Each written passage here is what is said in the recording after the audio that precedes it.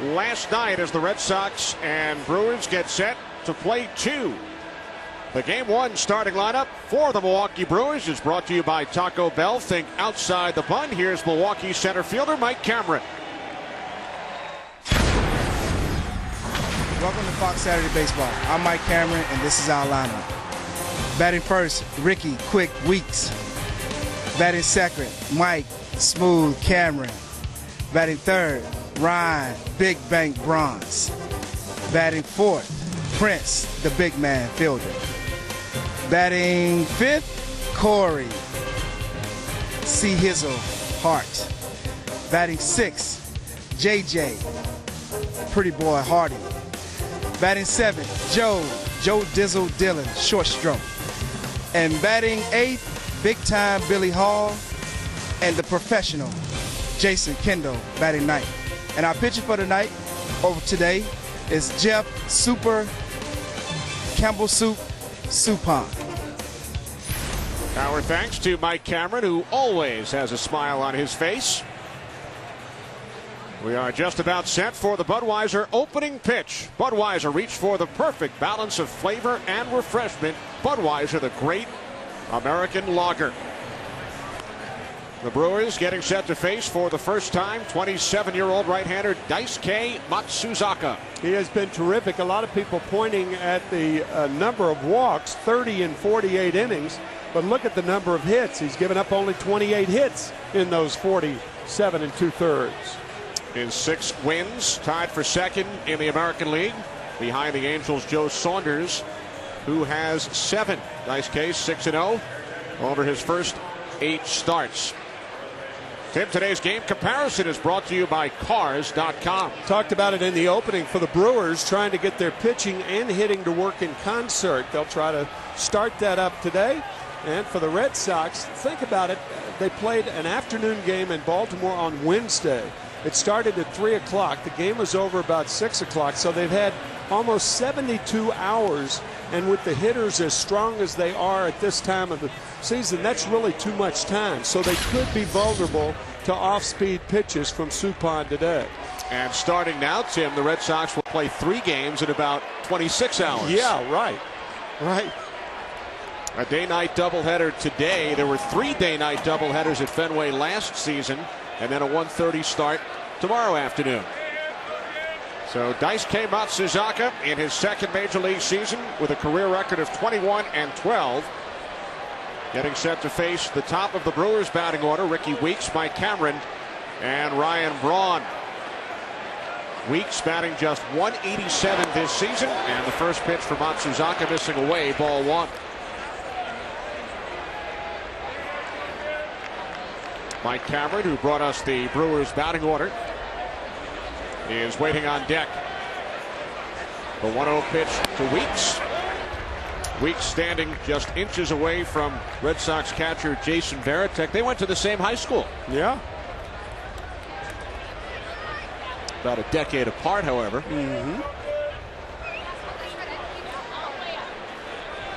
The 2-0 for Matsuzaka. Low and away. Ball 3. 3-0. No, we talked about this this year. I mean, for a pitcher to be 6-0 and have his team win all 8 starts, you wouldn't think that a pitcher would have been as wild as Matsuzaka has been.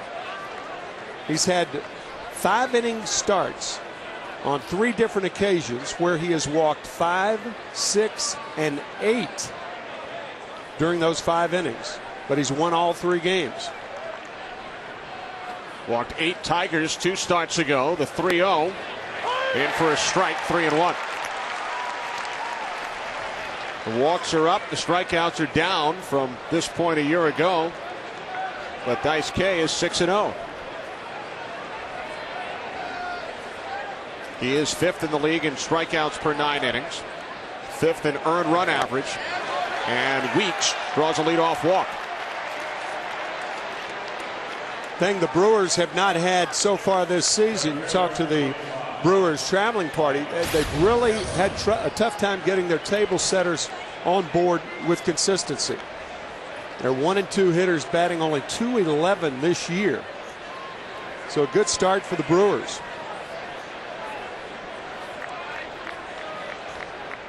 Terry Francona's Red Sox have lost 4 in a row. As Tim mentioned during our open, their last win a week ago today with Matsuzaka on the mound.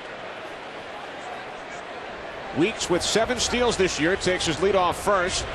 And the pitch to Mike Cameron in for a strike, 0-1.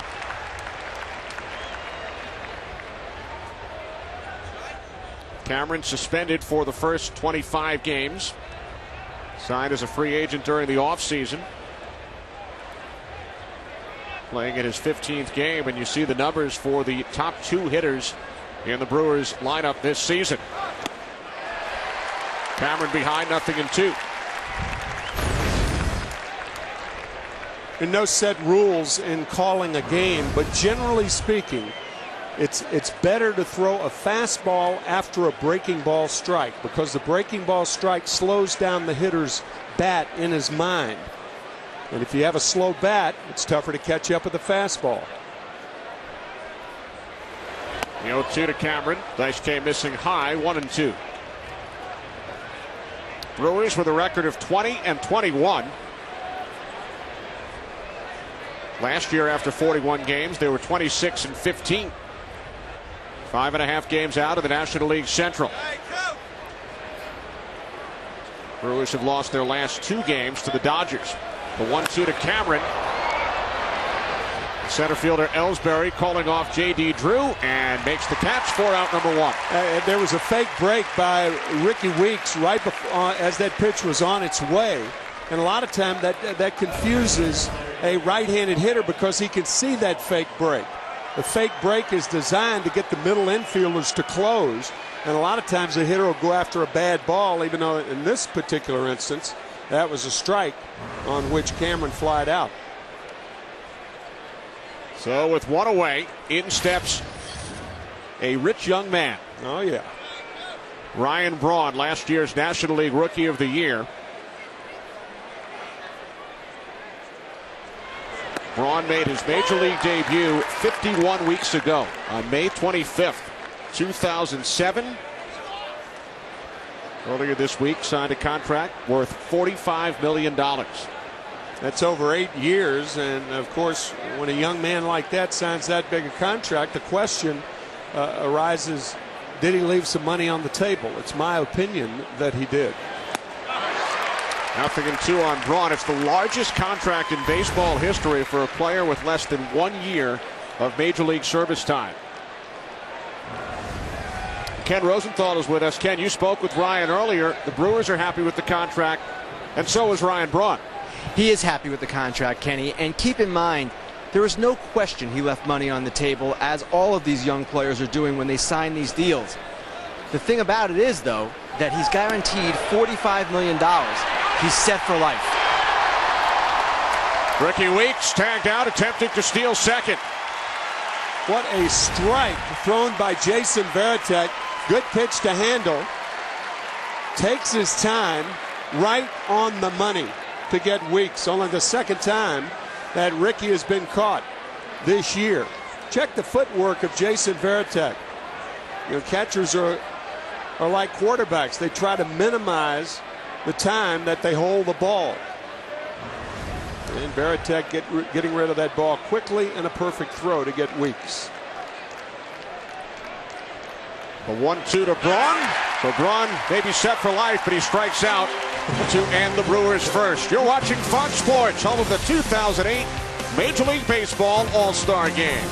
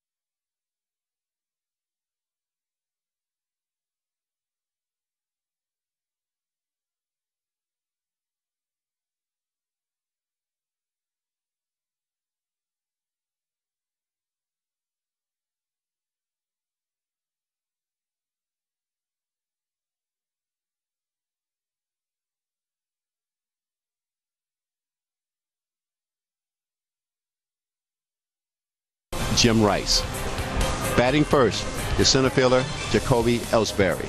Batting second, your second baseman, Dustin Pedroia. Batting third, your DH, David Ortiz. Batting fourth, your left fielder, Manny Ramirez. Batting fifth, your third baseman, Kevin Youkilis. Batting sixth, your right fielder, J.D. Drew. Batting seventh, your catcher, Jason Varitek. Batting eighth, your first baseman, Sean Casey. Batting ninth, your shortstop, Julio Lugo. And pitching today, Daisuke Matsuzaka. Our thanks to one of the all-time great Red Sox, Jim Rice. The Boston batting order brought to you by Taco Bell. Think outside the bun. Red Sox getting set to face 33-year-old right-hander Jeff Suppan, who had 2 stints as a member of the Boston Red Sox. Suppan originally drafted by the Red Sox back in 1993. There's strike one to Jacoby Ellsbury.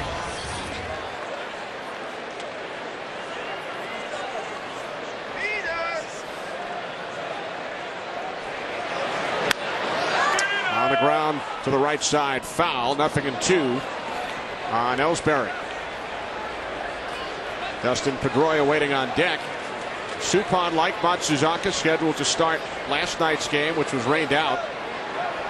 Suppan with a record of 2-2 in 8 starts this year. Beat the Cardinals on Monday 5-3. Allowed only 1 run in 7 innings.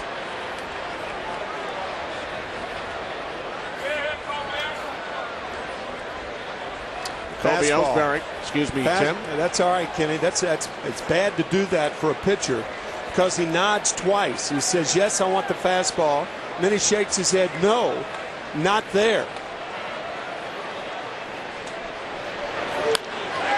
On the ground to the right side. Ricky Weeks, the first one away. Well, Jim Rice brought us the Red Sox batting order, and earlier today,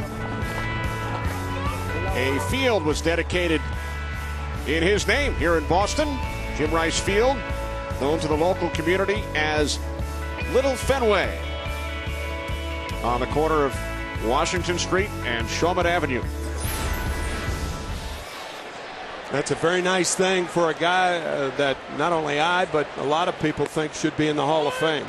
His numbers are enormous. And I think eventually he will be in the Hall of Fame. I agree.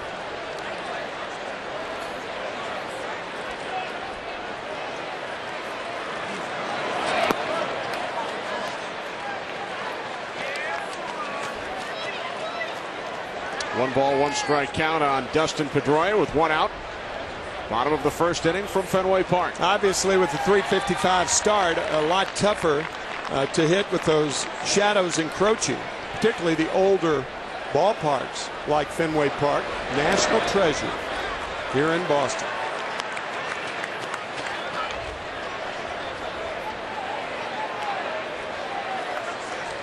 Ken Rosenthal, you have a Hall of Fame vote every year. What do you think about Jim Rice, respectively, going into Cooperstown?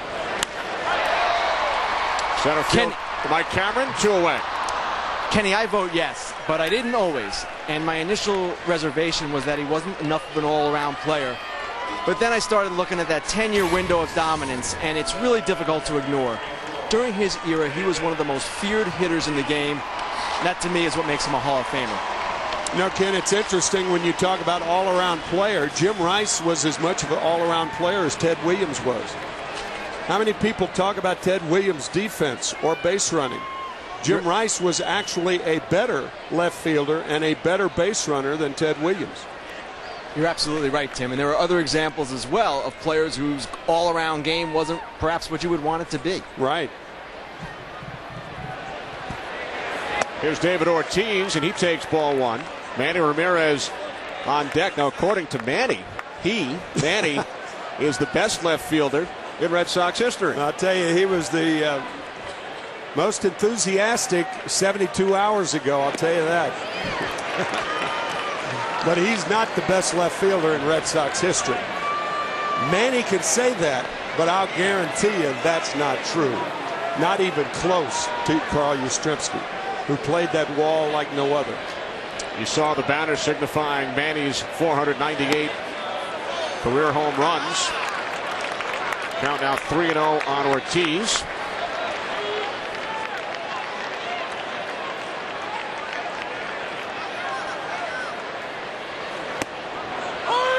Three and one.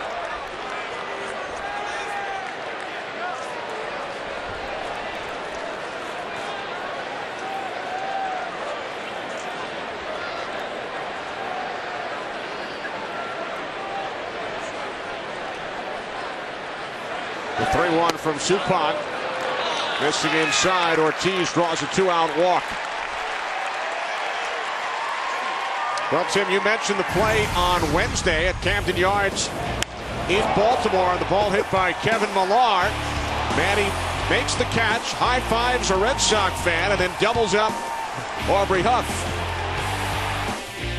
Who put those runners out there on base? Aubrey Huff had rounded second base. Manny after the high five. I don't think anybody got more of a kick out of it than David Ortiz. And watch Mike Lowell. A Mike Lowell reaction looking in there and looking at the play. But I'll guarantee you one thing. There is no way that Manny Ramirez is going to do that play here at Fenway Park. No. No. Not unless he can jump 37 feet. Or maybe if he moves to right field. Yeah, he's got a shot out there. So here's Manny. 2 home runs shy of 500. Watch Mike Lowell. Nobody got a bigger kick out of it than Lowell. Now, we have since learned, thanks to an Oklahoma website, that the fan who was on the receiving end of that high five, his name is Randy Dunning from Edmond, Oklahoma, and he is the nephew of our colleague at Fox Sports, the former head coach of the Dallas Cowboys, Barry Switzer. How about that? I guess it gives new meaning to the term cowboy up. Kevin Millar would love that line. He hit the ball. That's right. That's right. Here's the 1-1. And Ramirez, speaking of getting hit, will head down to first.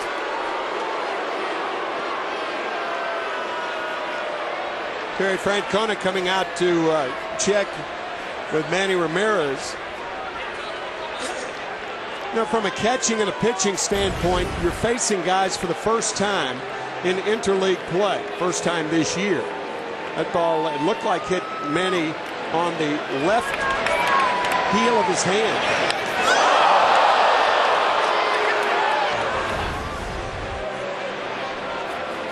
Did not shake it like it was very painful. It appears to be all right. But the point is, when you're facing guys from a catcher and a pitcher standpoint, catchers really have to rely on their pitchers more than they do scouting reports. The thing about scouting reports, they can suggest that this guy likes the ball down or up, but you have to know. So therefore, you're inclined to go with the pitcher's strength and not a hitter's weakness. So a 2-on. Here's Kevin Youkilis, who's put up tremendous numbers this season. With J.D. Drew waiting on deck, should Youkilis reach. Youkilis in the top 5 in all 3 Triple Crown categories in the American League.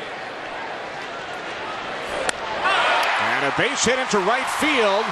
Ortiz held at third by the third base coach, DeMarlo Hale. So the Red Sox, after Suppan retired the first 2 of the inning, have loaded the bases here in the bottom of the first. This ball is hit so hard, and Corey Hart with a strong throwing arm in right field. So DeMarlo Hale properly holding up David Ortiz almost all the time with 2 outs. You're going to try to send that runner from second base, but Ortiz is just too slow a foot. And Ramirez has to stop at second.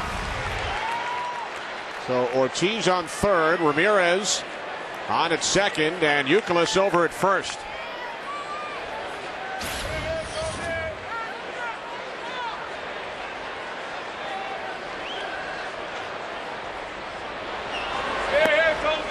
J.D. Drew takes ball 1. You think back to the American League Championship Series and the Grand Slam that J.D. hit against the Cleveland Indians last October. In Game 6.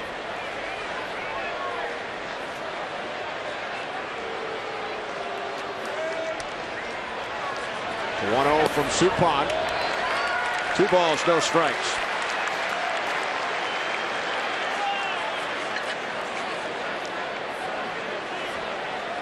Here's Ortiz, who has the Red Sox only grand slam this season.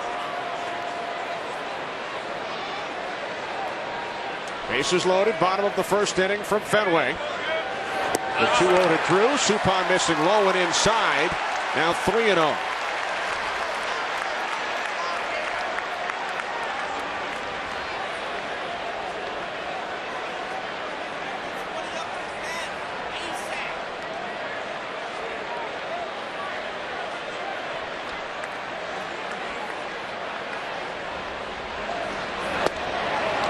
Three and one.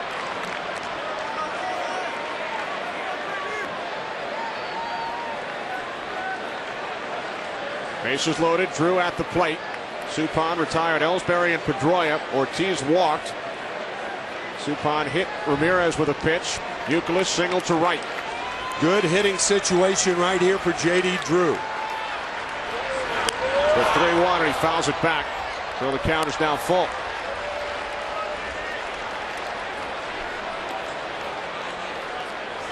The Red Sox captain, Jason Varitek, waiting on deck.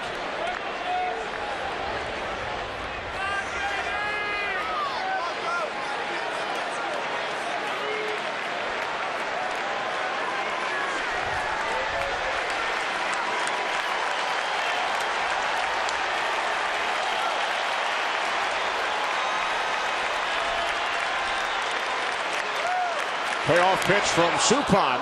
Drew got a piece of it.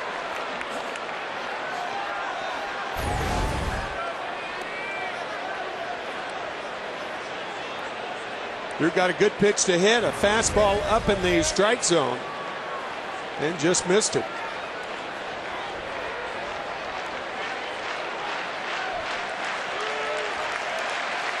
Drew 6 for 17 lifetime against Jeff Suppan with a home run. Payoff pitch, another foul. See, that was it again. Jeff Suppan shaking twice. A pitcher should only shake one time. Yes, I want that pitch. When he shakes twice, that means the second shake is for location.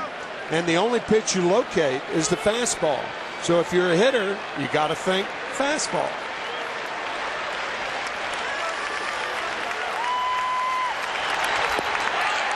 Drew draws a walk. Red Sox lead 1-0. Ortiz coming home. 2 walks in the inning. And the Red Sox score a first inning run against Jeff Suppan and the Brewers.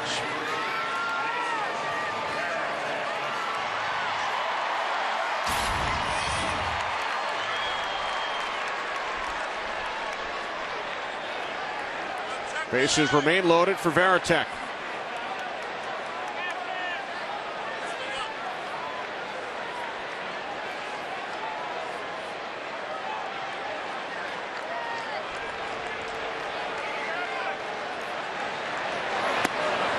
We talked about the high number of walks for Matsuzaka this season. Suppan now has 21 walks, 21 strikeouts this year. 1-to-1 ratio. Yeah, that is a bad ratio for a pitcher expecting to win in the major leagues. 1-1 on Varitek.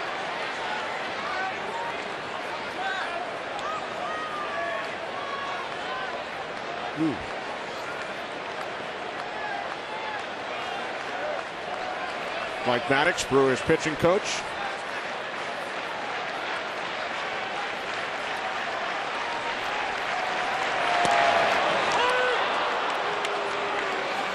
One and two on Varitek. Ramirez on third, Youkilis on second, Drew on at first. Varitek, the 7th Red Sox to come to the plate here in the bottom of the first inning. Notice how Varitek turned around at home plate umpire Doug Eddings and argued mildly. Catchers, when they're hitting, can never argue a great deal when they're hitting because they may want those same pitches when they're catching.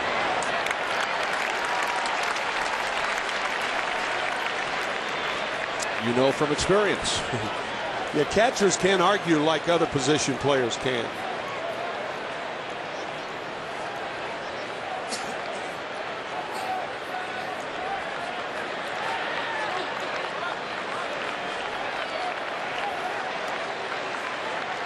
th pitch of the inning by Suppan, missing away.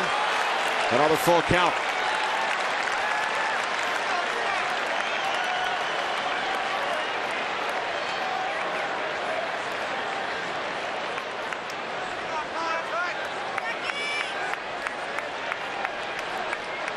Cubs lost to the Pirates 7-6.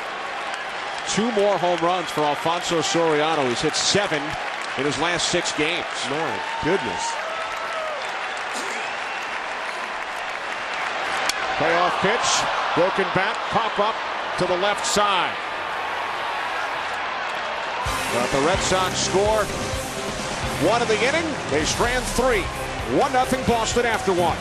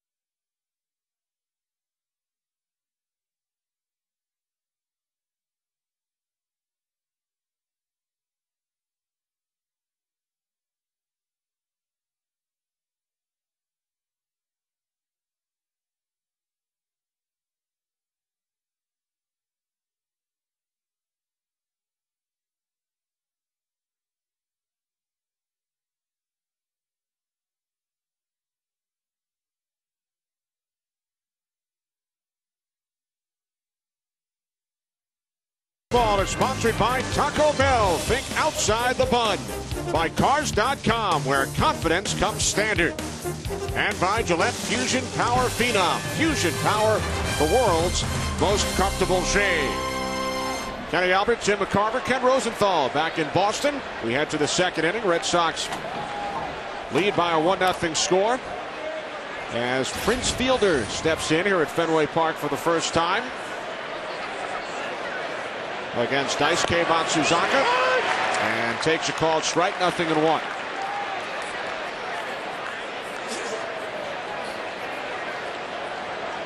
Fielder, 50 home runs last season, youngest player to hit 50 in baseball history. Numbers down this year, Tim. Pardon me, Kenny, about a year younger than Willie Mays was when Willie hit 50 home runs in 1955 for the New York Giants. Fielder, right field, Drew, and it bounces up and over for a ground rule double.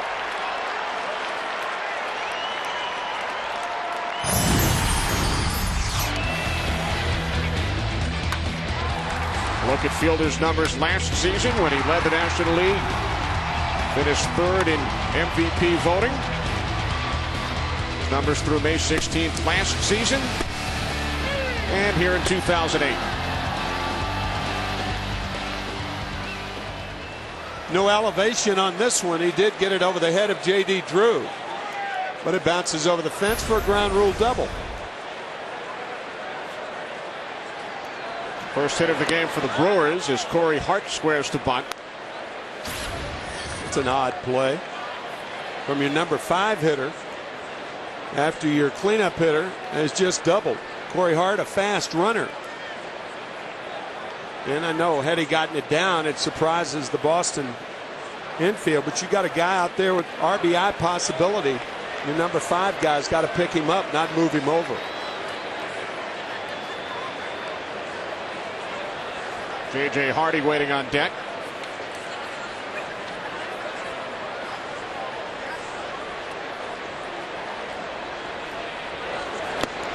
Two and one now on Hart. We talked about fielders' numbers being down. You mentioned in the open that the Brewers have not been able to get the hitting and the pitching going at the same time. As a team, they're batting just .241, 14th in the National League. Yeah, everything's down. Slugging percentage is down. Batting average is down. Number of runners on base down. Hart looking to bunt his way on. And the throw from Daisuke is in time, so Hart is retired. Any way you cut that, that's a bad play. I don't care how you cut it. You're on the road. Prince Fielder moving to third base. And Corey Hart, that was not a fake to move the infielders around with that first attempt at the bunt. That's just a bad play, I think. He's going to be given a sacrifice, but you don't look for that out of your number 5 hitter. And if he can't drive in runs, who in the lineup's going to? So Fielder now on third with one out for J.J. Hardy, and he takes a called strike, 0-1. And the Boston infield, I think, properly is playing in or about halfway. You don't have to play all the way in with a slow runner on it at third base.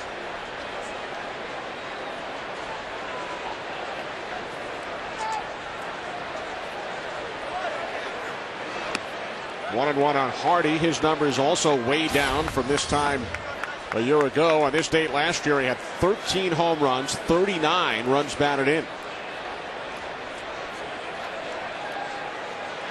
Fielder on third, one out. Top of the second inning, 1-0 Red Sox. Nice block by Varitek, 2-1. That's a terrific play by Jason Varitek, expecting the ball to be in the dirt. That's what catchers do with breaking balls. You anticipate breaking balls being in the dirt. Varitek did, made a nice play.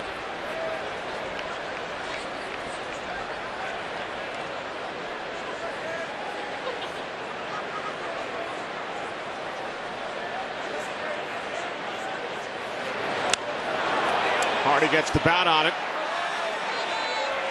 And Sean Casey, the first baseman, makes the catch in foul territory for out number 2 as we check in on the Mets and the Yankees with Jeannie Zalasko.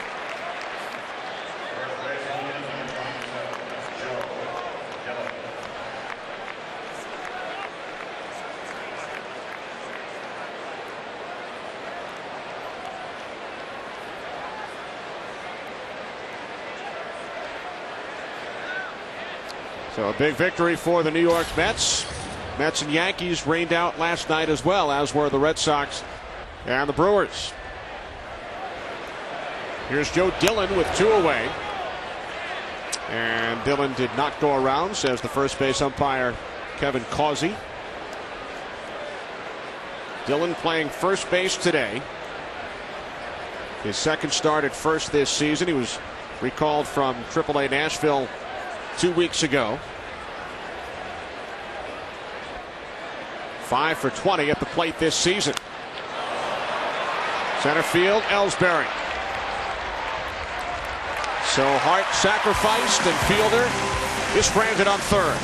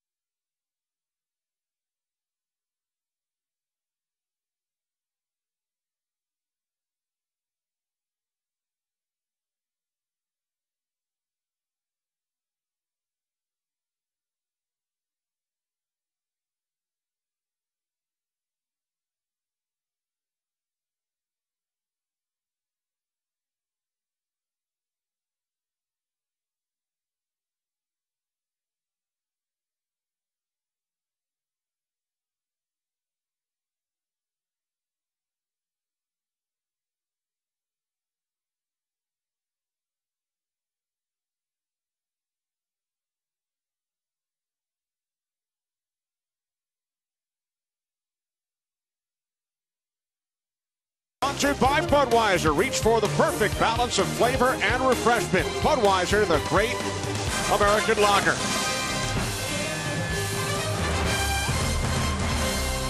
Bottom of the second inning here in Boston. Red Sox loaded the bases in the first, scored 1 run.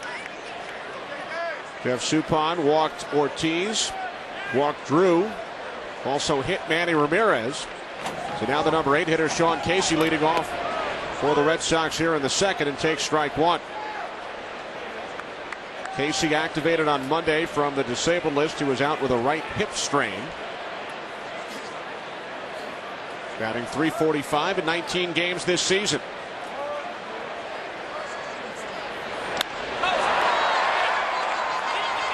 Mike Cameron moving to his right, 1 away.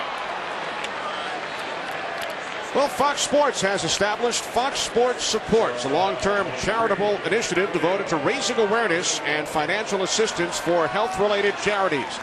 Make-A-Wish Foundation, our baseball charity, grants 13,000 wishes a year to children with life-threatening medical conditions. To help make wishes come true and bring joy to kids, please visit wish.org.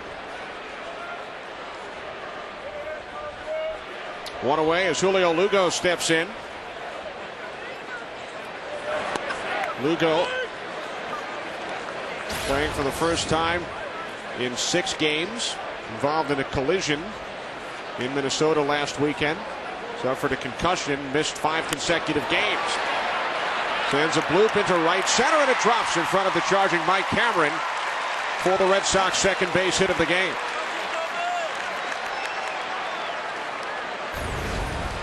Jammed on this pitch and loops one into right center field. Terry Francona telling us before the game that we've seen marvelous medical advancement, but the one thing the Red Sox have done, they took a picture of the brain in spring training of all their players, and they got a baseline, and to where if a concussion does occur during the season, they can compare it, the baseline, with a severe injury. And Terry said he realizes that it's an awful lot of money, but it's a very, very smart method of keeping an eye on guys who are concussed for the year. I guess that's the proper word, concussed. And they also tested the players in 6 different areas during the baseline testing.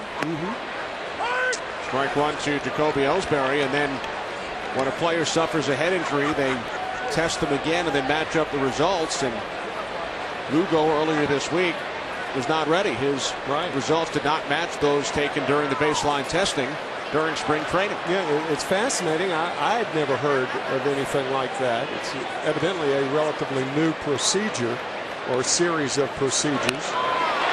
Ellsbury lays down the bunt. The throw from Suppan is not in time.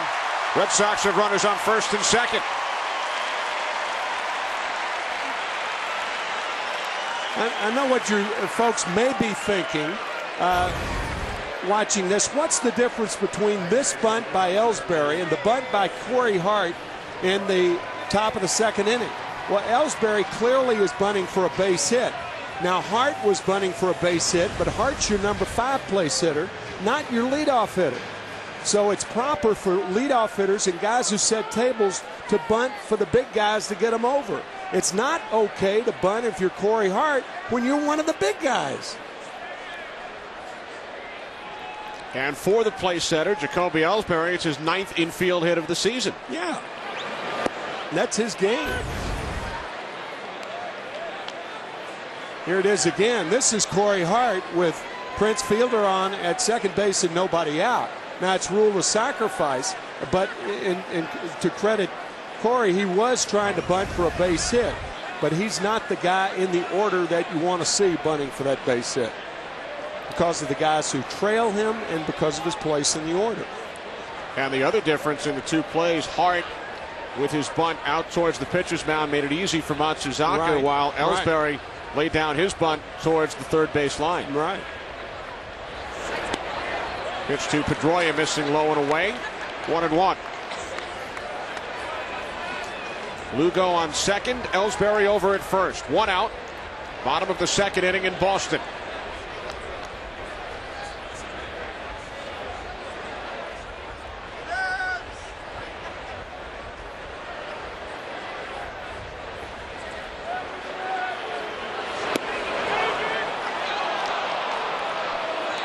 1-2 on Pedroia with David Ortiz waiting on deck. First interleague game for both the Red Sox and the Brewers this season. Jeff Suppan was the winning pitcher in the first ever interleague game played by the Boston Red Sox. It was his third career win back in '97 against the New York Mets. 117 wins ago for Suppan. 1-2. Pedroia fouls it back. Well, he is a guy who has not fared well here at Fenway Park. 6.10 earned run average, and that is the highest of any active pitcher. And that includes games he pitched for the Red Sox and against the Red Sox here at Fenway.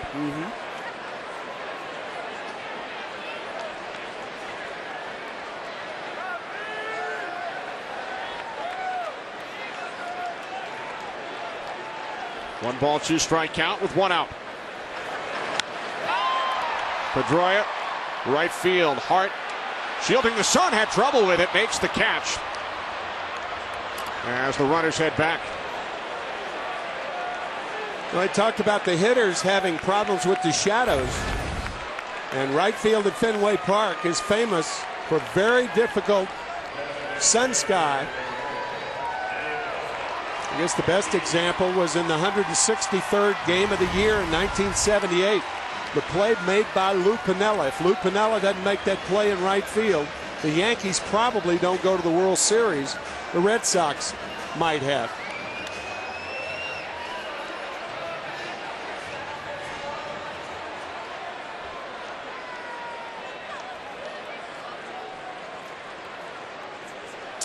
So with 2 outs, here's David Ortiz, who walked in the first inning, came around to score the Red Sox run. Our Gillette Fusion Power Phenom trivia question. Last year, Dustin Pedroia won Rookie of the Year in the American League and also won the World Series. How many others have won both in the same year? Rookie of the Year and a World Series title. Suppan missing inside to Ortiz. Ball 1.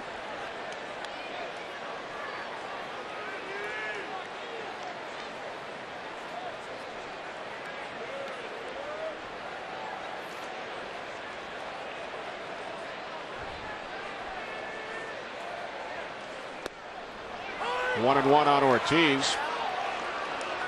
Both reigning Rookies of the Year are on the field today. Dustin Pedroia of the Red Sox, Ryan Braun of the Brewers. Braun did it in only 113 games last year.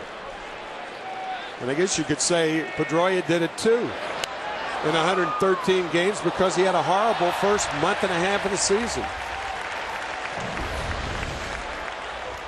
There they are.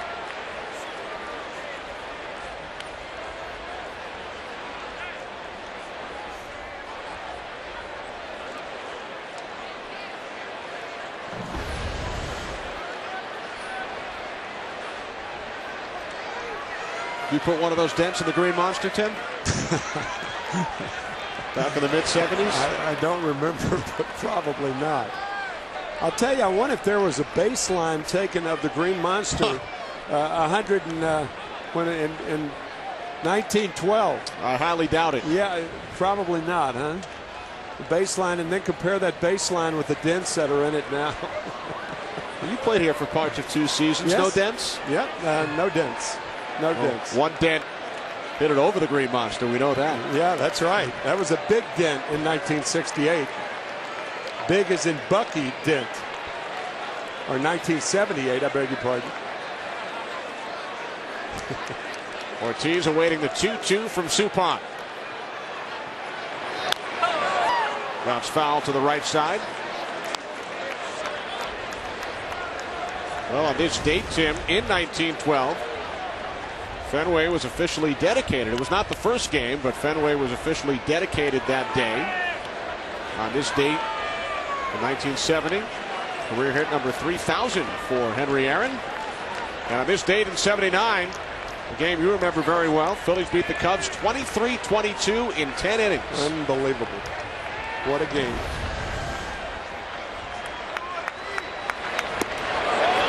Full count. That 23rd run driven in by Mike Schmidt off Bruce Sutter It was 7-6 after 1 inning.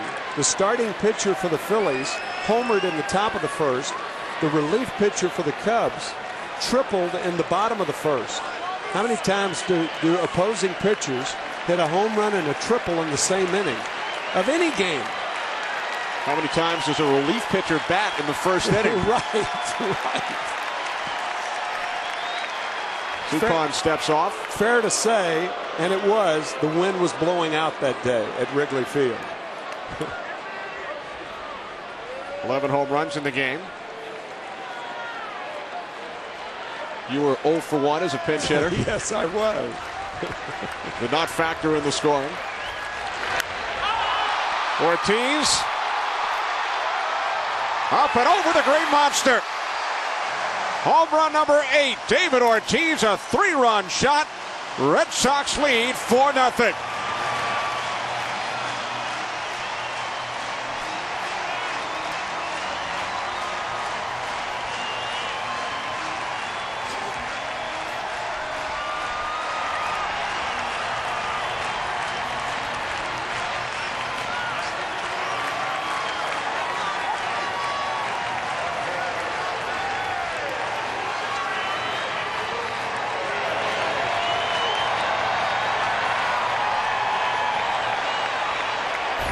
It was just a matter of whether this ball hit by Ortiz was going to make yet another dent in the monster. But no dent. Home run Ortiz. That ball out over the plate. Tremendous power the other way.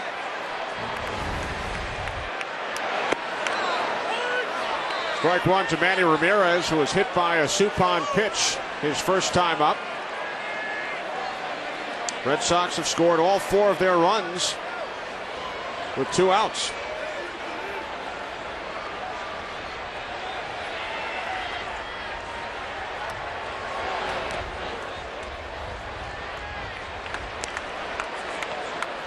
Manny needs 2 home runs to become the 24th player in baseball history to hit 500. He's only hit 2 home runs in his last 22 games.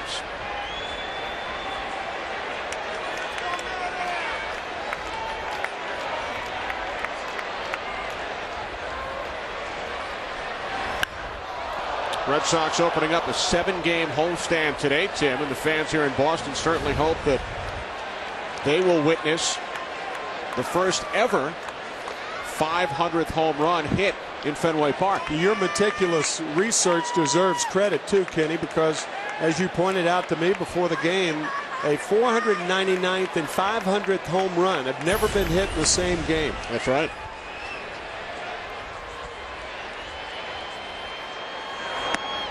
Now 2-2 on Ramirez.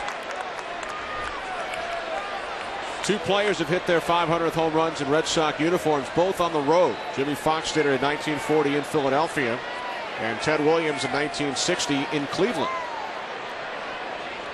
So Manny would be the first, either Red Sox or visiting player, to hit number 500 here at Fenway. But first, he must reach 499. Fouled off to the right side. The first baseman Dillon couldn't find it, and a sliding catch is made by the second baseman Ricky Weeks. What a play. Brilliant play. Dillon had no idea where the ball was. Right. So the inning comes to an end, but not before David Ortiz gives the Red Sox a 4-0 lead.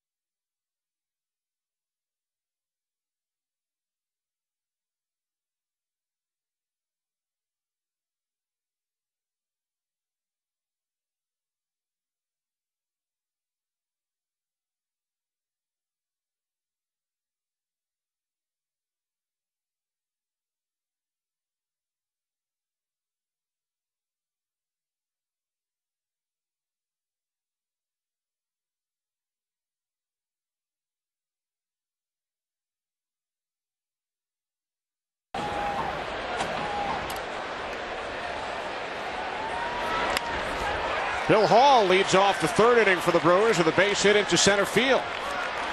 Kenny, that was an extraordinary play by Ricky Weeks to end the bottom of the second inning. As you said, look at Joe Dillon, the first baseman, having no idea where the ball was. And Weeks realizing that quickly. There's Dillon right there. Suppan helpless on the play. Weeks realizing that makes a sliding catch near the Boston dugout. Just a brilliant play by Weeks. Weeks out in the on-deck circle. Jason Kendall batting for the first time.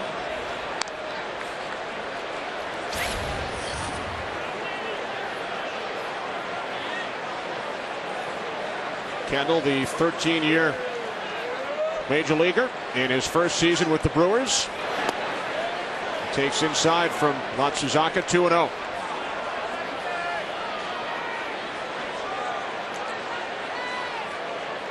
Brewers have the leadoff man on for the third consecutive inning.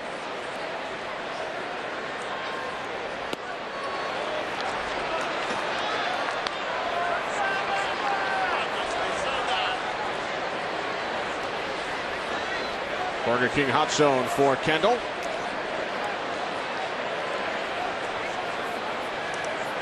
And the 3-0 in for a strike.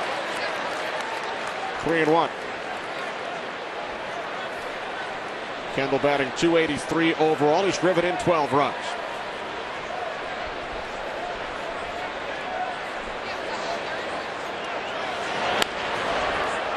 To the left side, backhanded by Lugo. Red Sox get the force at second. One out. Kendall on at first. We chatted between innings with Red Sox pitching coach John Farrell, and we asked John about the differences between Daisuke from 2007 to this season. Well, you know, Kenny and Tim, what is his strength is his ability to throw multiple pitches for strikes, but we've seen this year it's been a little bit of a detriment as well. The fact is that, you know, he'll pitch to the corners a little bit too much. We've seen the walk totals much increased over a year ago, but it's the same reason why he's not been victim of the big inning and the 6-0 record to date. Red Sox, John, do not list a starter for Tuesday. Any chance we could see Bartolo Colon, who's pitched well in AAA? Well, he's scheduled to make a start on Tuesday. Whether it's here or whether it's still with Pawtucket remains to be seen, but he's certainly a candidate. We'd like to see his pitch count to get to 85 to 90 before we'd recall him. But with the rain out Friday and the off day on Thursday, we're going to have to come up with a starter for Tuesday and Wednesday. Long day today. What's the plan should you need to go to the bullpen early? Well, if we need length in multiple innings, we've got Ardsma to give us that role. Javi Lopez has been another guy that's been up to 2 innings for us. So provided Daisuke gets into the 6th and the 7th, he's been more efficient today so far. And that's really been the point that we've continued to stress with Daisuke. Thanks, John. Best of luck. Okay, thank you. Only 33 pitches for Daisuke so far. Ball 1 to Mike Cameron after Weeks popped out to the third baseman Kevin Youkilis. We asked John Farrell, Tim, about Bartolo Colon, the former Cy Young Award winner who was pitching for AAA Pawtucket. Did not allow a run in 6 innings in his last start on Thursday. Interesting to hear what John had to say, and you get the feeling, even though John did not say that he would pitch Tuesday or Wednesday, but the very fact that they needed a starter for both nights, you get the feeling that he's going to be a starter in one of those ball games. Red Sox earlier this week placed Clay Buchholz on the disabled list, still without Kurt Schilling.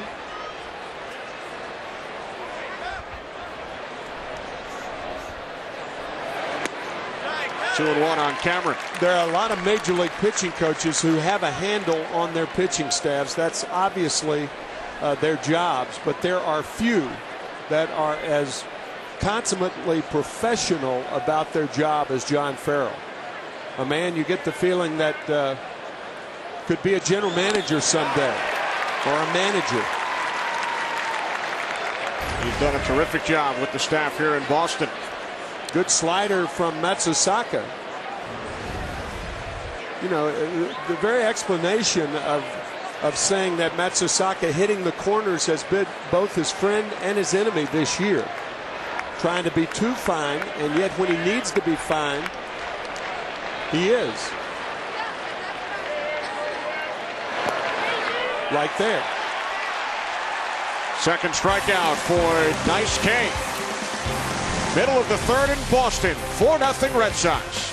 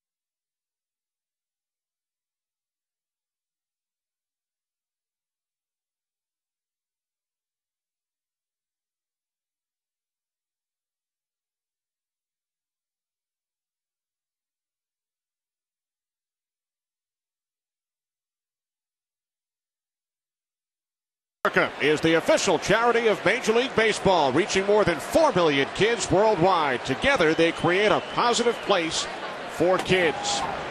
Kevin Youkilis leading off for the Red Sox here in the bottom of the third inning against Jeff Suppan. Youkilis singled to right back in the first inning, which loaded the bases. And then Suppan walked J.D. Drew with the bases loaded to score the Red Sox first run. And for Red Sox fans who may be wondering about Mike Lowell not in the game, Mike Lowell was only going to play one game of the two that are being played by the Sox today. And since he's 0 for 11 lifetime against Jeff Suppan, Terry Francona opted for the second game and not the first one. Youkilis grounds out to the third baseman Hall for out number 1. Terry Francona expects to be here until the wee morning hours tonight. Second game scheduled to start at 8:30, but it's a day-night doubleheader, so the entire stadium must empty out. They clean the stands. A whole new set of fans comes in for game 2, and even though it's listed as 8:30, Terry not expecting the game to get underway until well after that. It has been a busy week for Terry Francona. His mother-in-law passed, and he missed both games in Baltimore. And then his son Nick will be graduating from Wheaton, University of Pennsylvania, on Monday morning. And Terry will be flying there and fly back quickly for Monday night's game. Wharton, I said Wheaton, Wharton School of Business.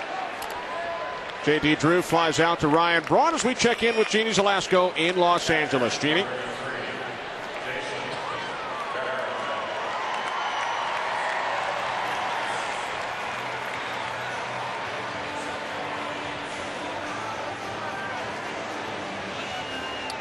So a rare loss for the Tampa Bay Rays, who have been in first place 4 consecutive days for the first time in franchise history.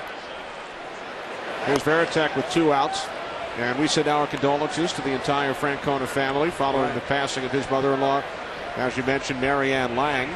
And our congratulations as Nick will graduate from Ken Rosenthal's alma mater, the University of Pennsylvania, on Monday. Nice play by Dillon. Takes it to the bag. So the Red Sox are retired on 7 pitches by Suppan in the 3rd.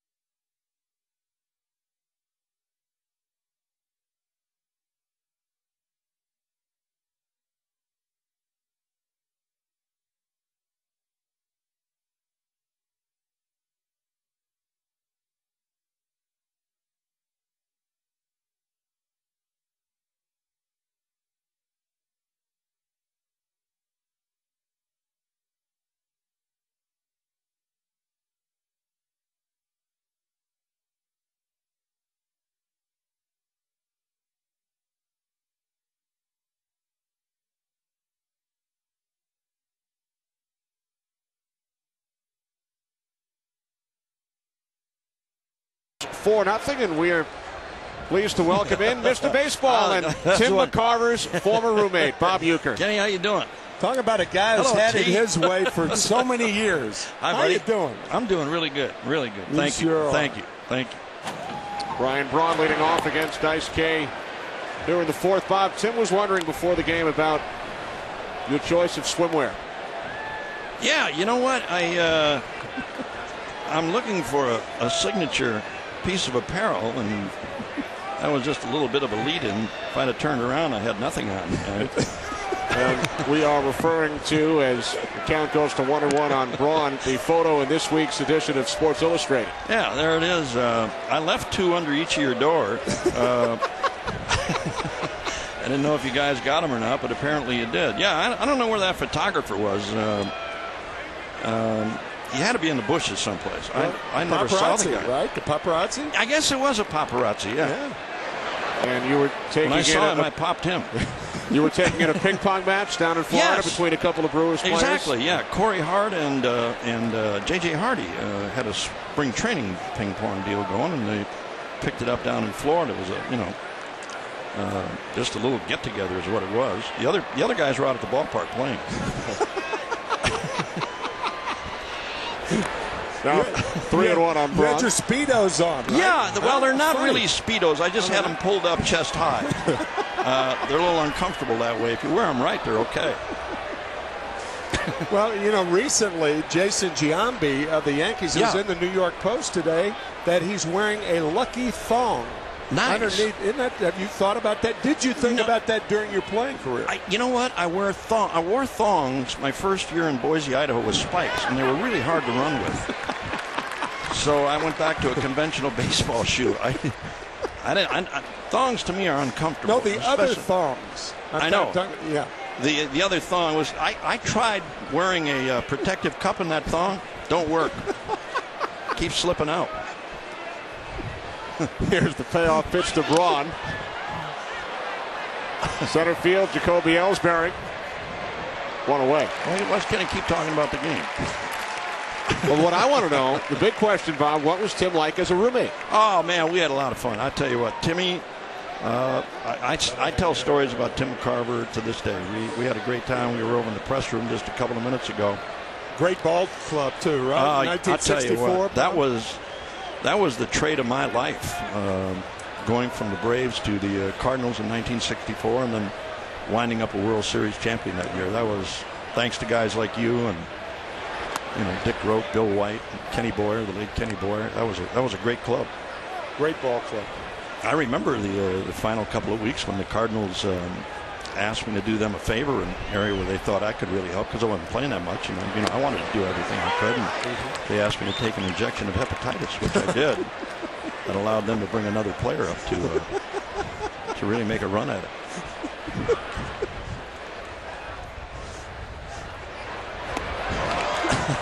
Well, you signed for a big bonus contract. $3,000. $3,000, which is not a lot of money by today's standards, but when you ask your dad to scrape up that kind of money, he got it though. And the Braves took it. That's what shocked me. I didn't think the Braves would take it, but they did.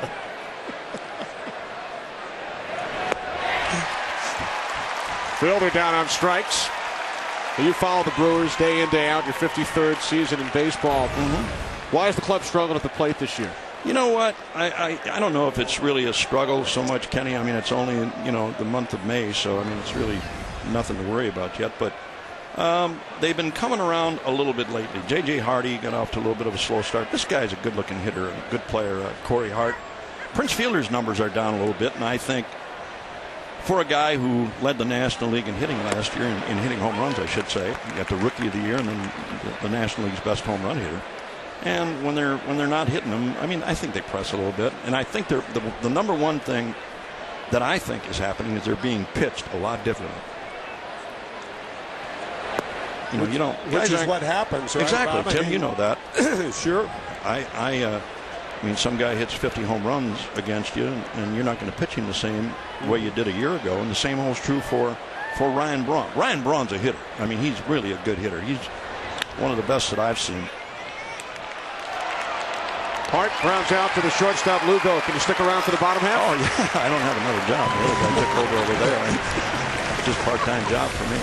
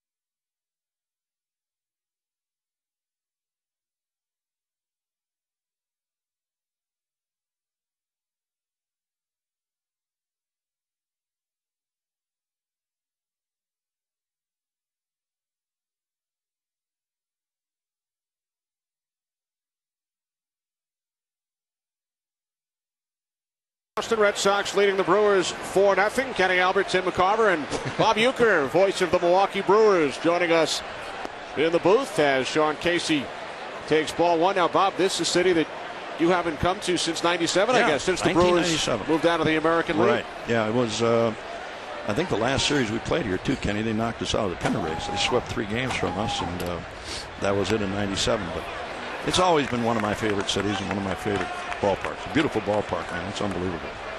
Great tradition here with the Sox. That stuff about losing and the curse, that doesn't work anymore. Nah, 2 World Series, championships absolutely, in the last 4 years. Yeah. I played a game here a long time ago with the Phillies, Jimmy Fund game.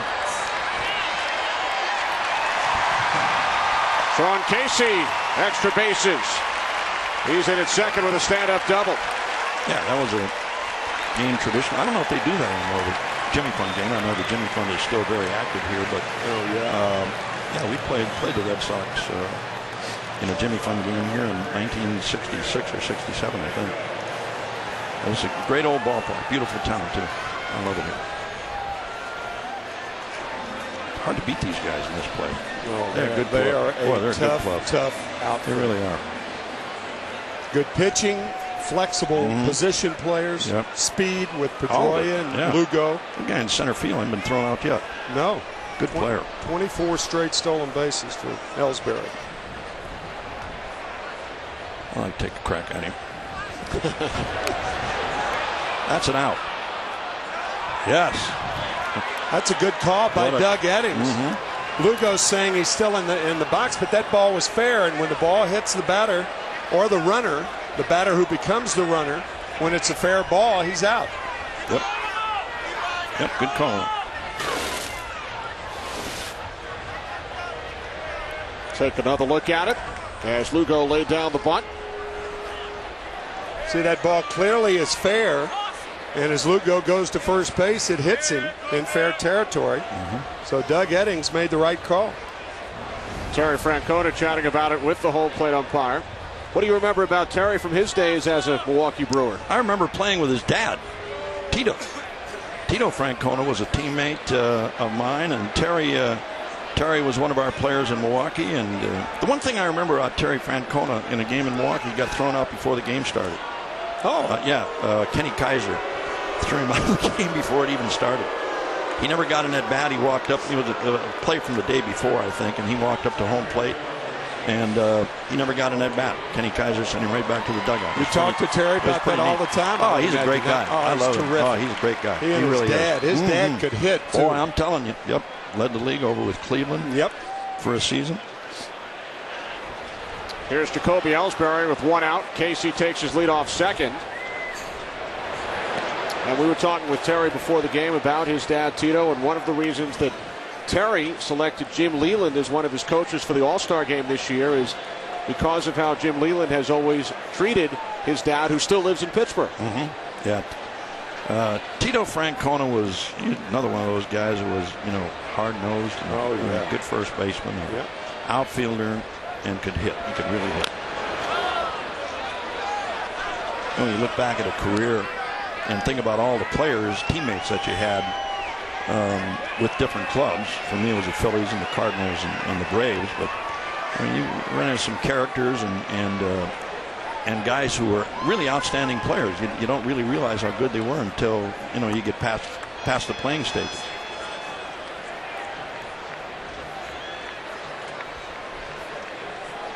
The 1-1 from Suppan. Popped up. Shortstop Hardigan shallow left, 2 away. We mentioned the '64 season and the World Series that year. One of the funniest things I've ever seen on a baseball field was Bob Uecker protecting the band that day, and the band went on break. Bob dropped his mitt and picked up a tuba and was shagging with a tuba. With the tuba in left field. Yeah, Roger Craig was the guy that.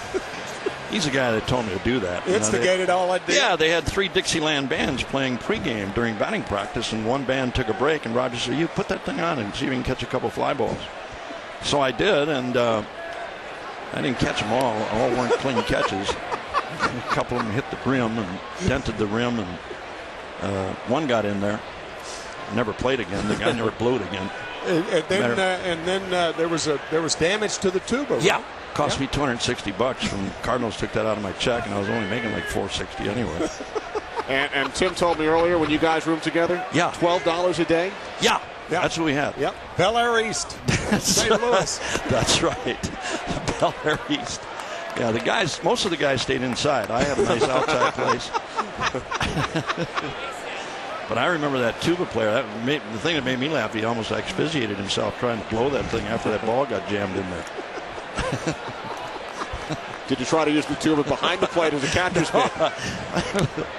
That was in the outfield. I found out something last year that I didn't know. Tim and I were talking about this before the game. Johnny Keane, who was the manager of the Cardinals at that time, really hated that. And I never knew that. I only had it on for 4 or 5 innings. No, I only had it on for a couple of minutes. And Johnny really got upset at that. It was a World Series, but it was something to do for a couple of minutes, and it turned out to be a great picture. Tim and I were talking earlier, Kenny, about Bing Devine, who was such a great general manager, and we were talking about dividing up shares for the series that year. And Roger Craig got up and said, again. We ought to at least vote if we go ahead and win this thing. Right. We ought to at least give Bing Devine a ring. Yeah, he said Roger said, I don't think if we'd vote Bing a share of money he would take it, but I think we ought to give him a ring. And I said, fine, give me his number, I'll call him. And that was as close as Bing got to a ring that year. Well, the phone rang. 2-2, and Pedroia is down on strikes. Bob, great to see you. Kenny, thank you, guy. Timmy, always. You're one of a kind, my friend. One of a kind. Pal. Thank you so much. Mr. Baseball, Bob Uecker.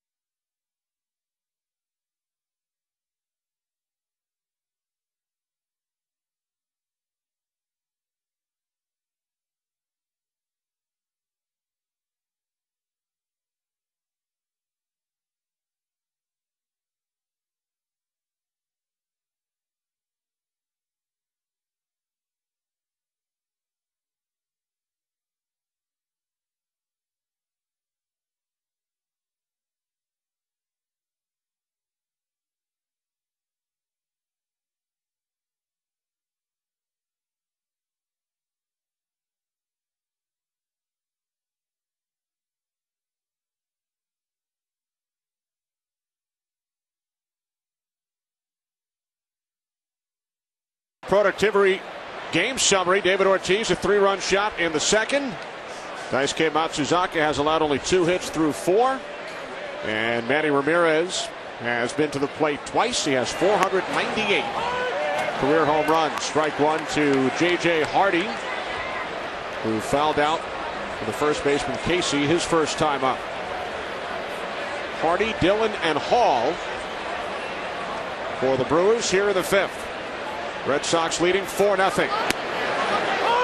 Daisuke catching the outside corner, 0-2.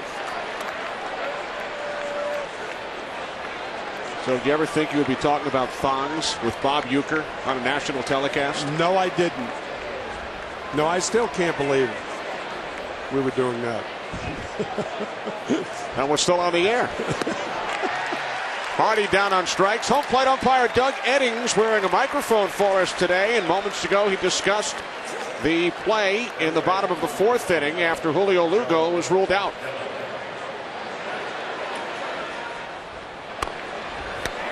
Time! He's out. Yeah, no. Julio, no. Julio, just listen to me. Hit him in the box. No. Terry, it hit him in the box. Terry, Go ahead. Terry, you know what? I'm going to be honest. I had him out of the box.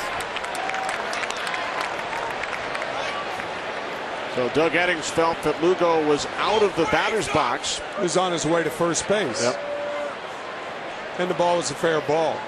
I mean, from a catcher's standpoint, that's a play that is often called in favor of the hitter and rarely in favor of the defense. But I think Doug Eddings got that call right. That ball was in fair territory. And to me, when the ball hits you in fair territory, you're out.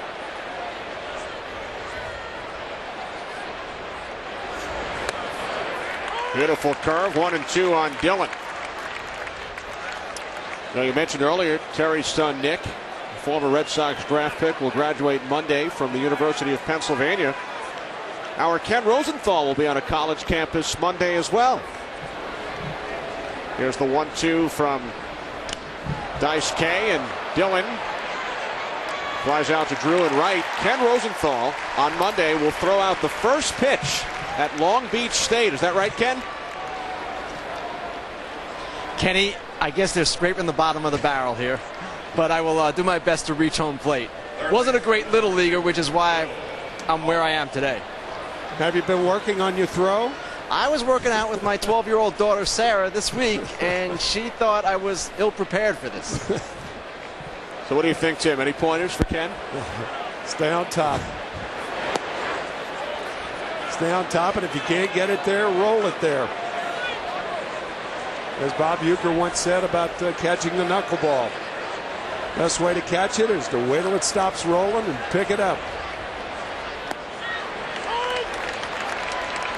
That's what Kevin Cash, the Boston Red Sox catcher, will be trying to do in Game 2.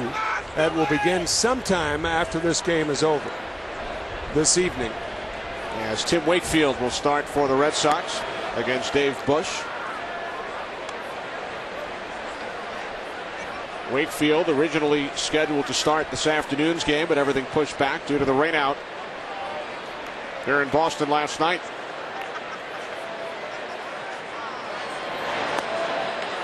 Two and two on Hall, who singled back in the 3rd inning, one of 2 Brewers hits today.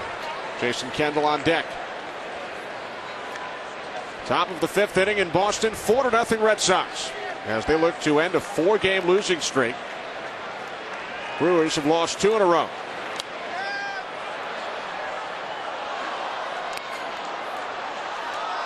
Shadows are even tougher here at Fenway Park now. You have the light stanchion across into second base and first base area. And the pitcher throwing out of the shadows, into the sunlight, into the shadows. The 2-2. Hall gets a piece of it to stay alive.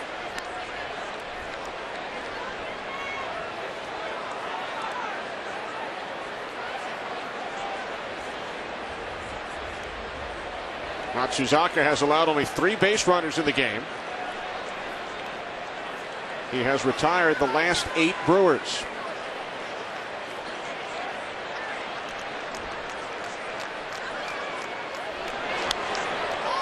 Hall fights it off.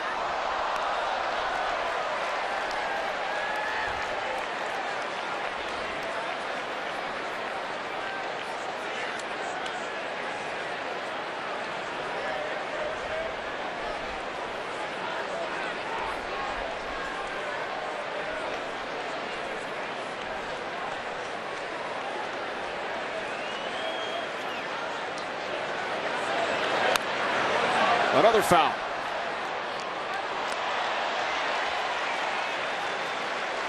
Jim, our AutoZone strike zone pitcher comparison. 73 pitches for Suppan, 66 for Matsuzaka. Yeah, that pitch count, he's probably calling his friends and talking about Matsuzaka's pitch count as we speak. And hoping to catch a foul ball. Yeah. Just missing away. So the count is now full. 3-2 on Hall with 2 outs, top of the 5th inning. And Jason Kendall waiting on deck. Red Sox lead 4-0. David Ortiz, a 3-run home run in the bottom of the 2nd inning for Boston.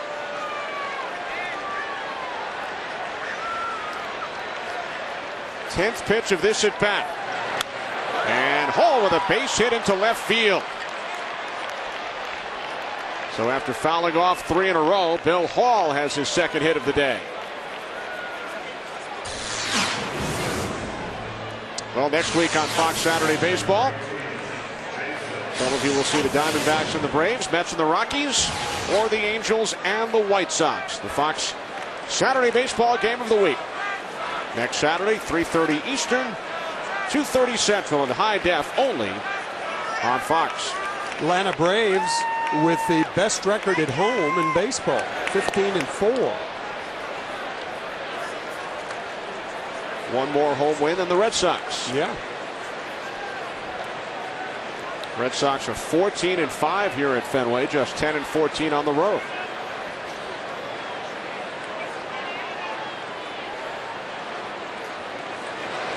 As Kendall is hit for the 6th time this season. He is 7th all time in Major League history in times that he has been hit by a pitch. Yeah, that ball bearing in on Jason, and it was a situation where there's no way he could get out of the way. And the Brewers couldn't do it and couldn't score when they got the leadoff base runner on, so they're trying to do it the hard way with 2 outs. Brewers with 2 men on for the first time today after Kendall was hit by a pitch for the 224th time of his career. So Hall with a big leadoff second. Kendall on first as Matsuzaka throws to second, and Hall just gets back in. Hall thought he was out. Hall thought he was out. He actually left the bag, and you picked up on that right away, Kenny, and so did Lugo. Daylight play. Watch, you see Hall. Hall took 1 step toward the Brewer dugout. He was out. He was out. If he made the tag, he was out. And it looked like he made the swipe tag on the left knee. And then, as you mentioned, Tim, he took his foot off the bag because he thought he was out. Right. And Lugo kept the glove on Hall, but you could see Bill thought he was out then. And Lugo was arguing the call. So a break really for the Brewers. And a strike to Ricky Weeks, 0-1. The daylight play, you can see daylight, and that's when the pitcher whirls to throw. When he can see daylight between the shortstop and the base runner, you're throwing knowing the shortstop's going to be at the bag.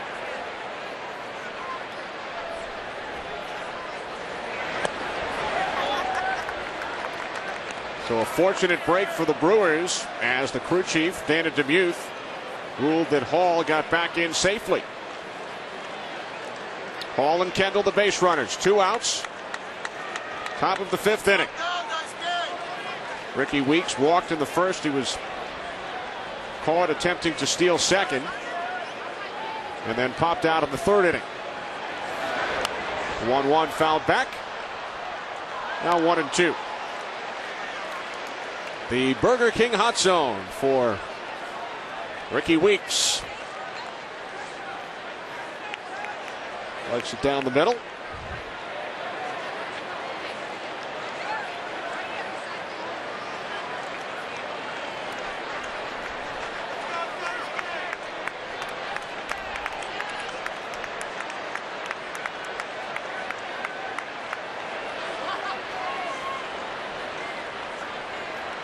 The 1-2 for Matsuzaka. Fastball missing away.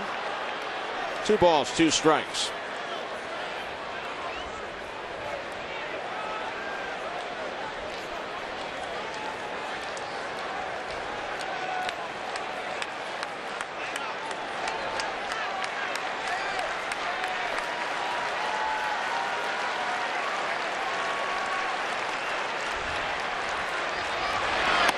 The 2-2.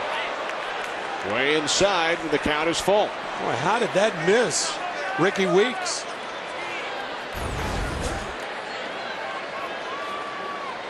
So close.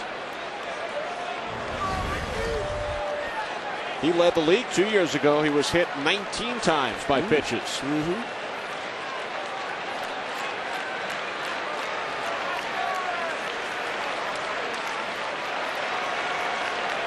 Playoff pitch, and the bases are loaded.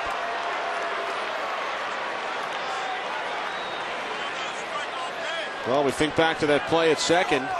Bill Hall thought he was out. Red Sox would have been out of the inning. Sure.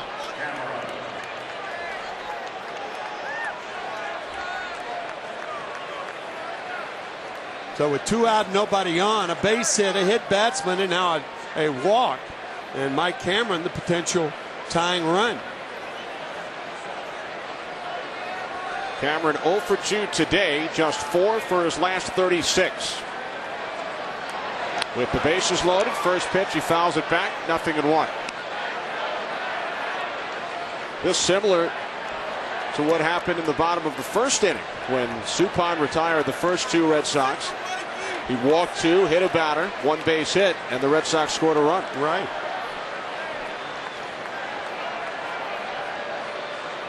Brewers with only 3 hits in the game, but they have loaded the bases against Daisuke here in the 5th inning. The 0-1 to Cameron right down the middle. 0-2.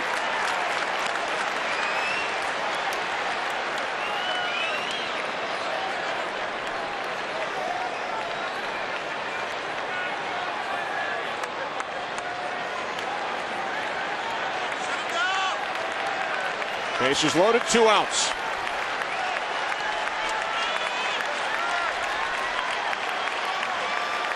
The 0-2, Matsuzaka to Cameron, low and away, 1-2.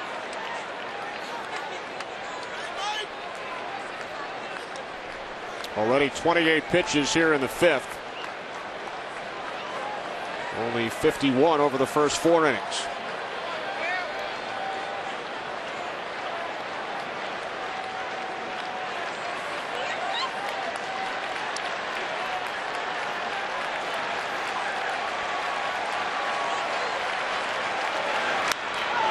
Cameron gets the bat on it. Long run for Ellsbury. He's under it. And makes the catch for the Brewers. Strand 3 in the 5th.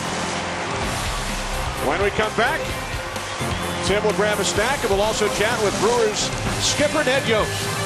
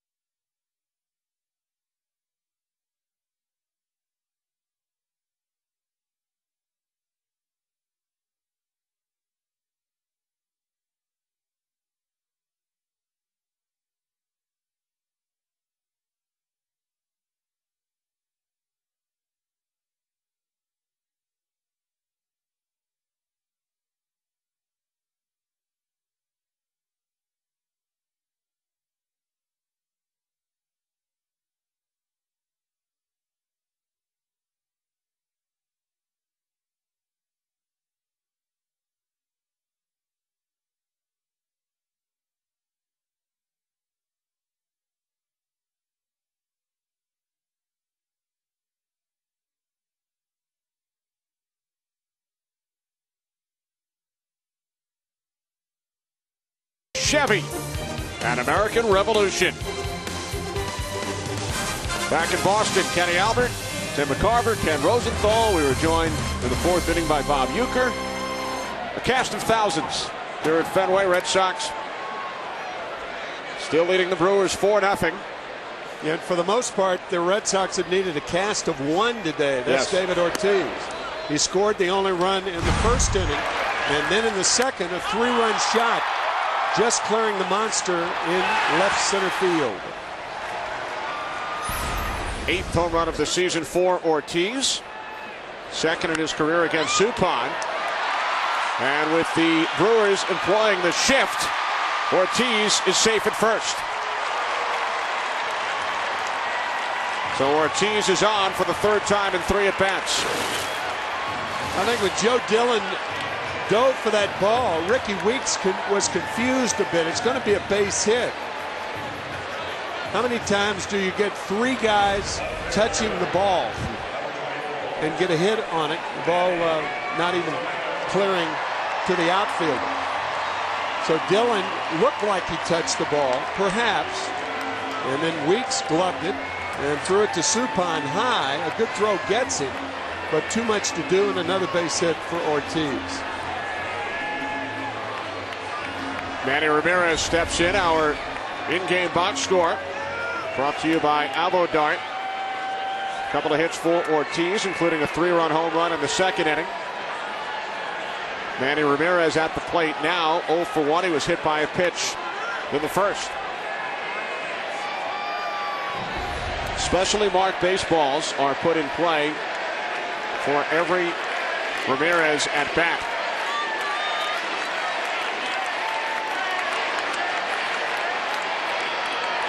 An authenticator for Major League Baseball uses a thin tip marker and a bendable stencil. That's a bendable stencil, Tim, to mark an M above and a number below the MLB logo on approximately 27 baseballs per game. And each time Ramirez comes up, the home plate umpire gives the pitcher one of these specially prepared balls. And if the ball is fouled into the crowd or is scuffed and cannot be used again, the umpire will put the next Ramirez ball in numerical order in play. And the authenticator is in the stands charting what happens to each baseball. So if someone catches foul ball number 12, for example, and decides to sell it as the 500th home run ball, their plan would be for it. Aha. 498 career home runs. The 1-1 right back up the middle, a base hit for Ramirez. So the Red Sox have 2 on with nobody out here in the 5th inning. We chatted moments ago with Brewers manager Ned Yost, and we asked him about the play at second in the top of the inning when Bill Hall was ruled safe. No, I thought he was safe. I thought the tag was high on the thigh, and I thought Billy got his leg in there. So that was a break for us right there. Could have got Daisuke out of that inning, but you know, our guys are making him work. His pitch count's getting up, which is important, especially with the numbers that he's had here lately. Nobody's really doing much offensively with him, and not only us. I'm talking about you know, the American League too. So it's important to get his pitch count up as high as you can, as fast as you can, and try somebody else. And your thoughts on your starting pitcher, Jeff Suppan? Well, he's settled down after the first 2 innings. They did the same thing. They were really working him. His pitch count got high, but the last 2 innings of work for him. He's settled down and started throwing more strikes, and his pitches per inning are down, and that helps us get him deeper in the game. Okay, thanks, Ned. Good luck. Okay, guys. Thank you. Kevin Youkilis, right field. Hart, again having trouble with the sun, makes the catch for the first out in the inning. Ned Yost managing in Fenway for the first time. When we spoke with Ned earlier, he told us that the home run he hit here in late September '82 was the biggest highlight of his playing career. Yep, hit it as a member of the Milwaukee Brewers off Mark Clear to clear the monster, and a game winner it was. His only home run of the 1982 season, a 3-run shot in the 9th. He came into the game late after a pinch runner was set in to run for Ted Simmons. And that win gave the Brewers a 4-game lead in the division with 5 games remaining in the season. And he ran out of bats. He did not use his own bat because he did not have one with him. Brewers winning it on the last day of the season when Robin Yount hit 2 home runs off Jim Palmer. And then they took the St. Louis Cardinals to 7 games in the World Series with the Cardinals prevailing. J.D. Drew at the plate. That was the year of Harvey's Wallbangers. Harvey Keene, the manager of the Brewers that year. What a team they had. And the bench coach of the Brewers, Ted Simmons, a very integral part of that Milwaukee team that year.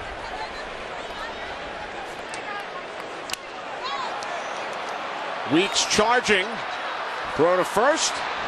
And now the throw to second. Double play as Ramirez is tagged out. So after 5 here in Boston, the Red Sox still leading the Brewers 4-0.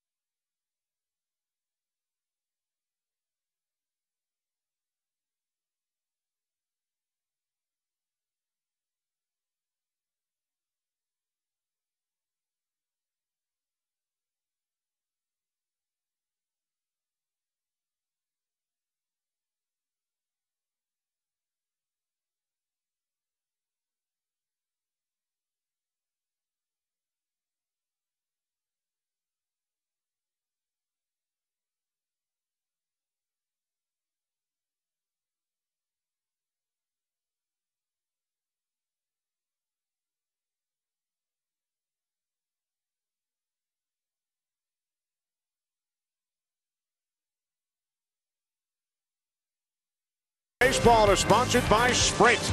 Get more done with Nextel Direct Connect, only on the Now Network. By beautiful, durable Valspar paint. Valspar, the beauty goes on. And by Abodart.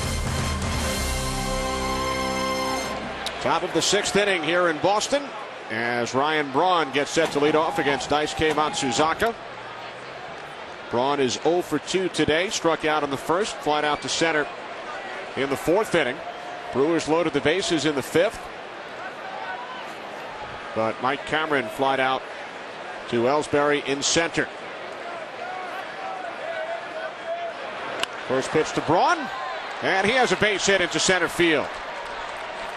Our Ken Rosenthal spoke with Ryan Braun before the game about his new $45 million contract signed earlier this week.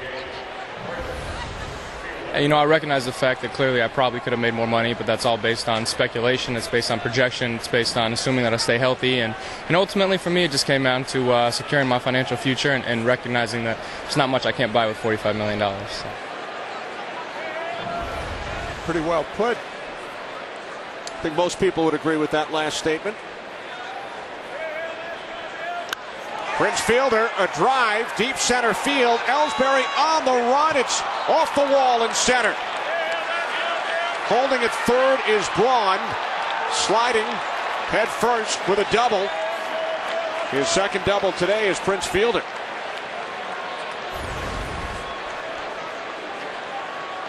This ball is just crushed to center field.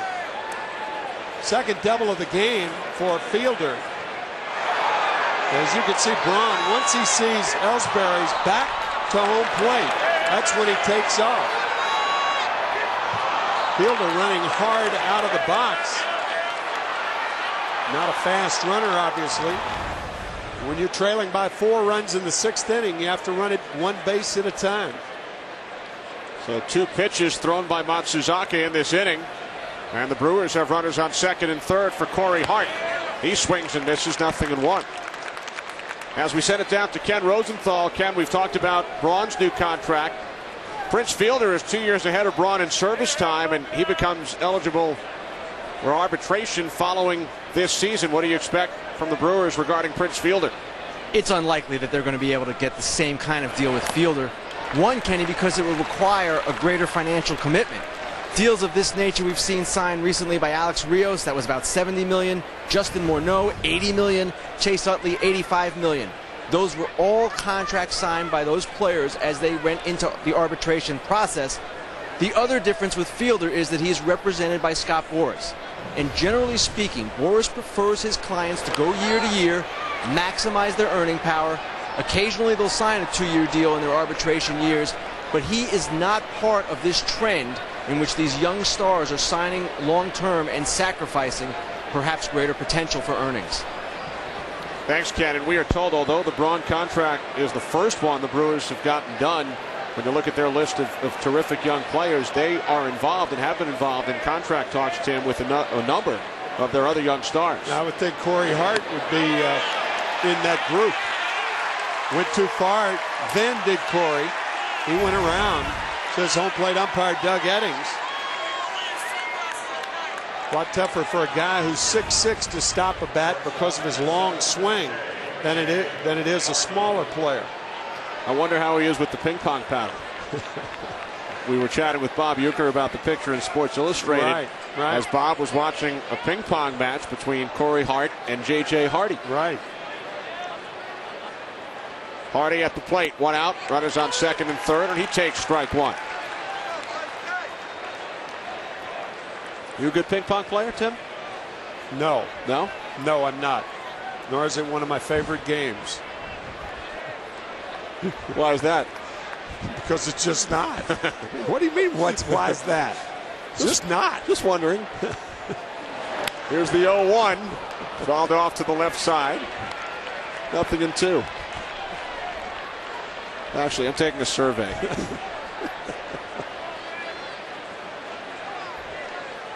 Braun on 3rd. Fielder takes a short lead off 2nd. 0-2 on Hardy. Is what the Brewers need right now. One pong in the right place to cut this score in half.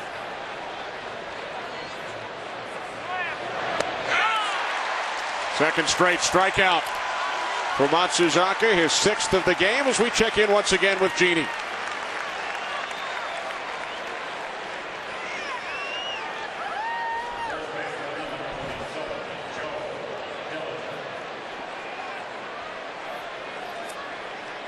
All right, thanks very much, Jeannie. Red Sox have a 4-0 lead here. First of a day-night doubleheader in Boston.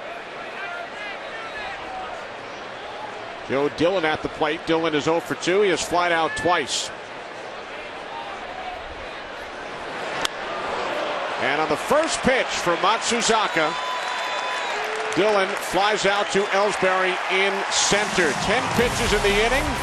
They were all strikes, and the Brewers strand runners on 2nd and 3rd.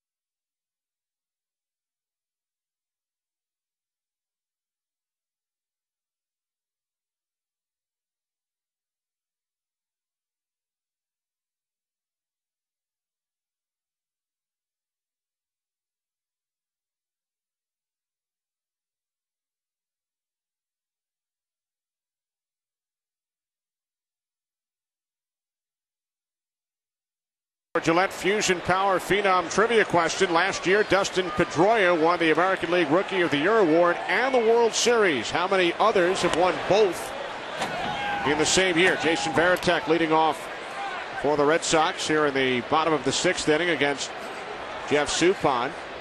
Turns out 8 others have won the Rookie of the Year award and the World Series in the same year. Varitek into the right field corner. It is a fair ball, and it bounces up into the stands, so Varitek takes second base. Well, just hugging the line down the right field line near the Pesky pole, named after the great Johnny Pesky. And even though it bounced in foul territory, it of course hit in fair territory. And there's the rookies who have won the World Series and Rookie of the Year in the same season. Impressive list. There's that pesky pole. I'd ask you if you put a dent in the monster. Did you ever hit the pesky pole on a fly? No. Nope. Too many guys have hit the pole. They've hit the screen in fair territory inside the pole. One of the unique characterizations of this ballpark. And we mentioned earlier you spent parts of 2 seasons as a Red Sox, 1974 and again in 75. Sean Casey 1 for 2, doubled his last time up. In fact, I can't help but think about it, Kenny, when I looked at that Cleveland Indians streak earlier this week, where the Cleveland Indians starters threw 44 1/3 consecutive scoreless innings. That is the most since the Baltimore Orioles did it from September 1st through September 7th in 1974. They threw 54 consecutive scoreless innings.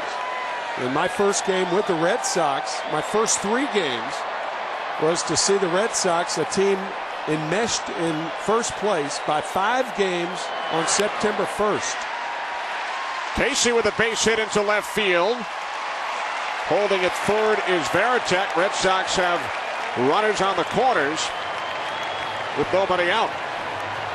And the first day I joined them, a doubleheader, 1-0, 1-0. We were shut out by Ross Grimsley and Mike Cuellar. Then an off day on Tuesday, and Jim Palmer shut us out 5-0. So I've seen a team 5 games in first place on September 1st not score a run for 27 innings. And those 3 games, your first 3 games in a Red Sox uniform, were the first 3 games of that 54-inning streak for the Orioles. That's right. By their starters without allowing a run. Seth McClung, right-hander, up and throwing in the Brewers pen with Julio Lugo at the plate. 1st and 3rd. Nobody out here in the bottom of the 6th inning. In fact, your first hit as a Red Sox came off Jim Palmer in the 3rd game of that series. You pinch hit for Cecil Cooper and had one of the 3 Red Sox hits in that game. Cecil Cooper went on to make his name as a member of the Milwaukee Brewers in a big way. And Cecil, of course, now the manager of the red-hot Houston Astros. Surprising everybody thus far. Astros 2.5 out in the National League Central, trailing the first place Cubs. Lance Berkman sizzling. Varitek on third, Casey over at first. Cubs, despite 2 Soriano home runs, lost today. Brewers 5 out, a game under 500. Brewers had an 8.5 game lead, Tim, last season. Lost the division by 2 games. They had a rough month of August. Went just 9-18 last August. Lost the division lead. In the dirt, 1-2 on Lugo. Tell me about your first major league at bat. It was in Milwaukee back in 1959. Flight out to Hank Aaron in right field. Oh, Don McMahon. A rather uneventful at bat, I might add. A major league debut at the age of 17. Yes. A while back.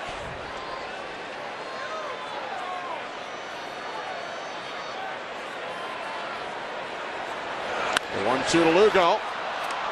Dillon steps on first. The throw home. Varitek caught in a rundown. He is tagged out as Casey is now on second base with 2 outs following the double play. That's a very good play by Dillon. And the base running of Jason Varitek at third base, you're trained to come home on a ground ball. But because the ball's right down the line, all bets are off.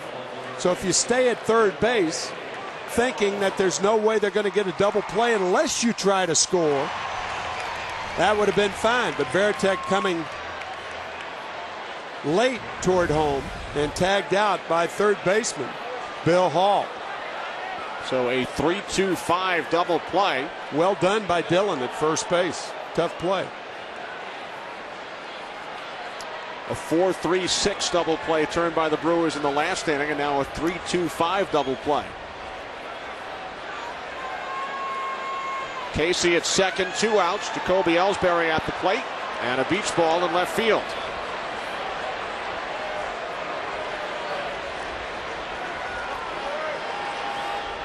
Jacoby enjoys Prison Break on Fox. He was Johnny Damon for Halloween. Now, is that Johnny Damon as a Red Sox or Johnny Damon as a Yankee? I don't know. Did he go by himself or with someone else? Who knows? Did he go trick-or-treating?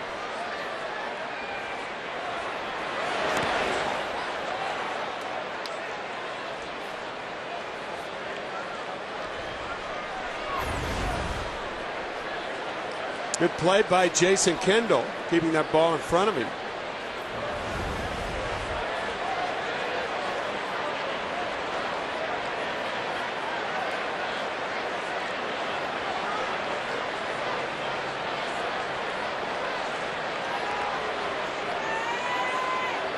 The 1-0 from Suppan.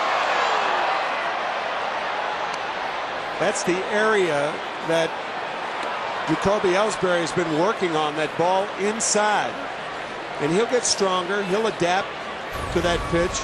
As Terry Francona pointing out, he's got some holes in his swing, but he's a very hard worker. He'll get stronger on that pitch. But right now he is vulnerable inside. Another nice block by Kendall. 2-1. The count on Ellsbury. Pedroia on deck. 4-0 Red Sox. Bottom of the 6th inning. These guys could be the 1 and 2 hitters for the Red Sox for the next decade. Jacoby Ellsbury and Dustin Pedroia.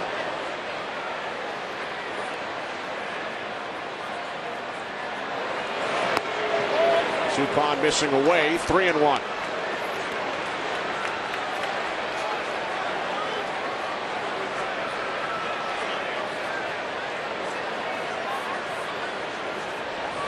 Seth McClung continues to throw in the Milwaukee bullpen.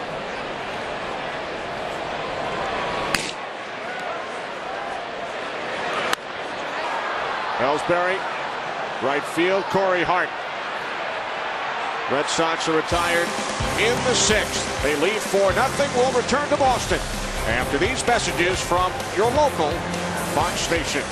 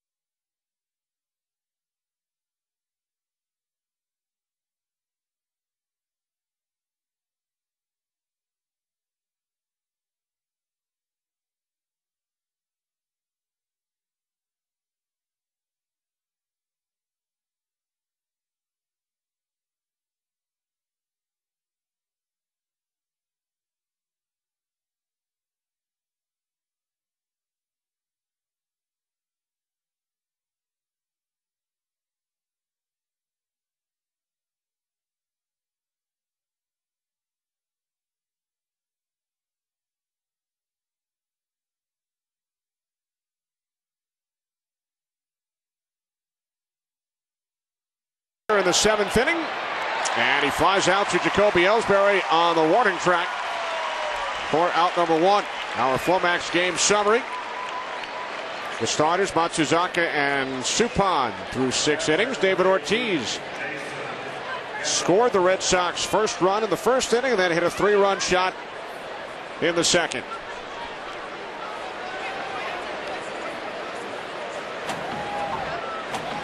Here's Jason Kendall, who was hit by a pitch his last time up.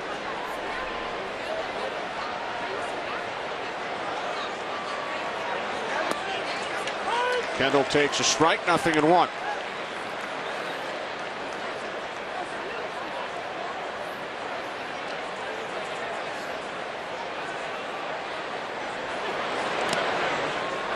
You know, Kenny, this is the first time I've noticed something. You see that patch behind the pitcher's mound? That is the most worn patch of grass on this field. And it makes so much sense because every pitcher will, before he makes a pitch, will approach the mound from that direction. Makes all the sense in the world. But of all the grass parts of this field, that is the most worn. Matsuzaka stepping on it right now. Never really even thought about that.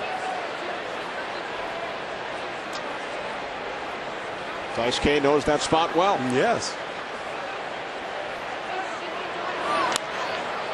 Kendall, right field. J.D. Drew, 2 away.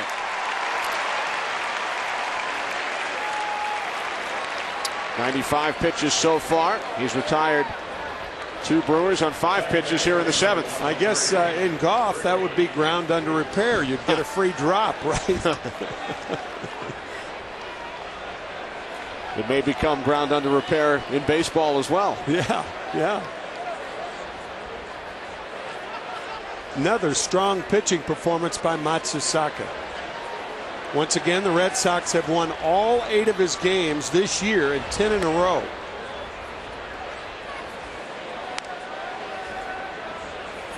With a win today, he would become the 7th Red Sox pitcher in history to start a season 7-0. Josh Beckett did it last season.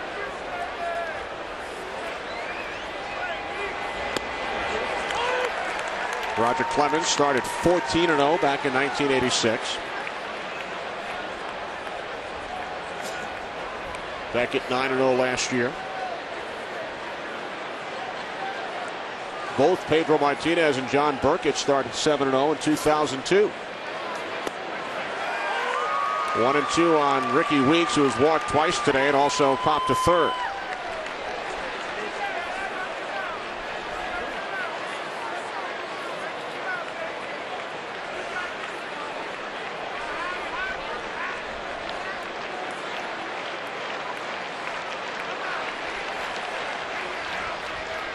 Pitch number 99. Knocked down by Youkilis. The throw across, and Weeks beats the throw.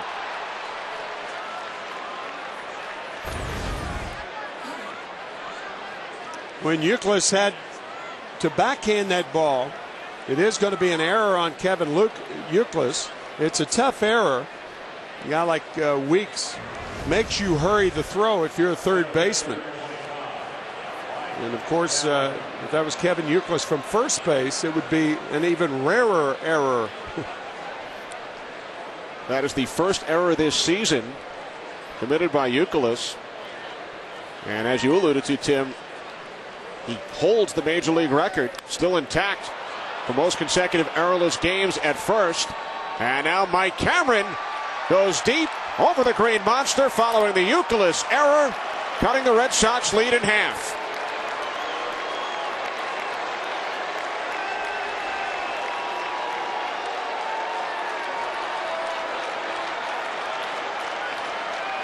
Home run number 4 on the season for Cameron. It's now 4-2 Red Sox. That slider, the most dangerous pitch for the long ball in the game. If it doesn't have that downward movement, watch this pitch just parallel to the ground, just stops right there. And Cameron takes care of the rest.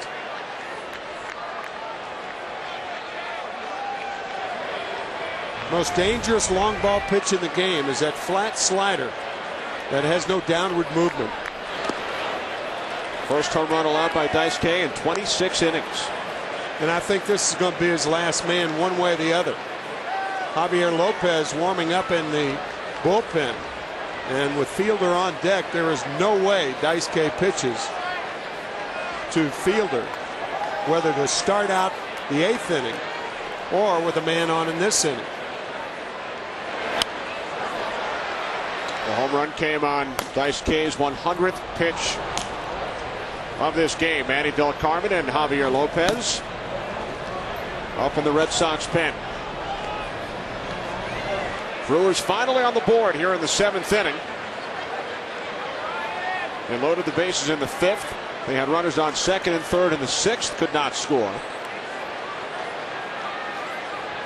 2 unearned runs here in the 7th, and now a base hit to center field for Ryan Braun. His 2nd hit today. Here comes Terry Francona, and that will be all for Daisuke Matsuzaka.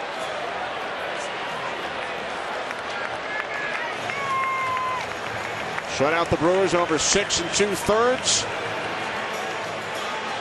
The Youkilis error, followed by the Cameron home run. And it's Javier Lopez coming out of the bullpen for the Red Sox. Boston leading 4-2. Will return to Fenway in a moment.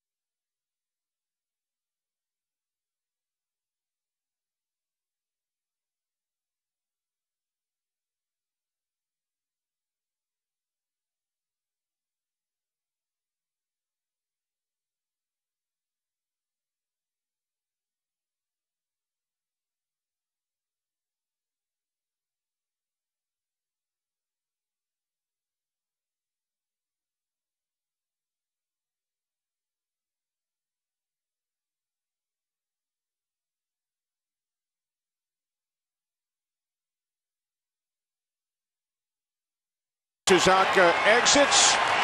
On to pitch, 30-year-old left-hander Javier Lopez facing Prince Fielder.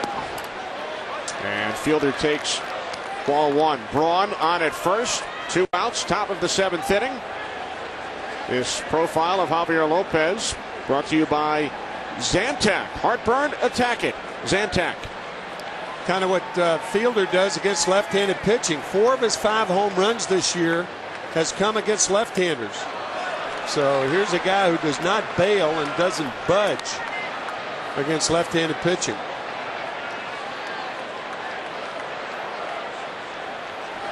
Braun on first. Matsuzaka retired the first 2 Brewers here in the 7th. Weeks reached on a Youkilis error. Cameron a 2-run home run. And then Braun singled up the middle. Fielder takes low and away, 3-0. Corey Hart waiting on deck. Normally, regardless of how a hitter hits a pitcher with a 3-0 count, you don't allow a hitter to swing as a left-hander facing a left-handed pitcher. We'll see what Ned Yost does. Fielder takes a called strike, 3-1.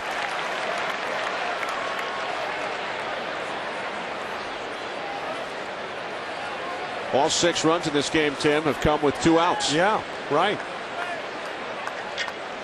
Well, the left field wall, the monster is beckoning to Fielder as we speak. Takes ball 4, so the Brewers now have 2 on, with 2 out for Corey Hart.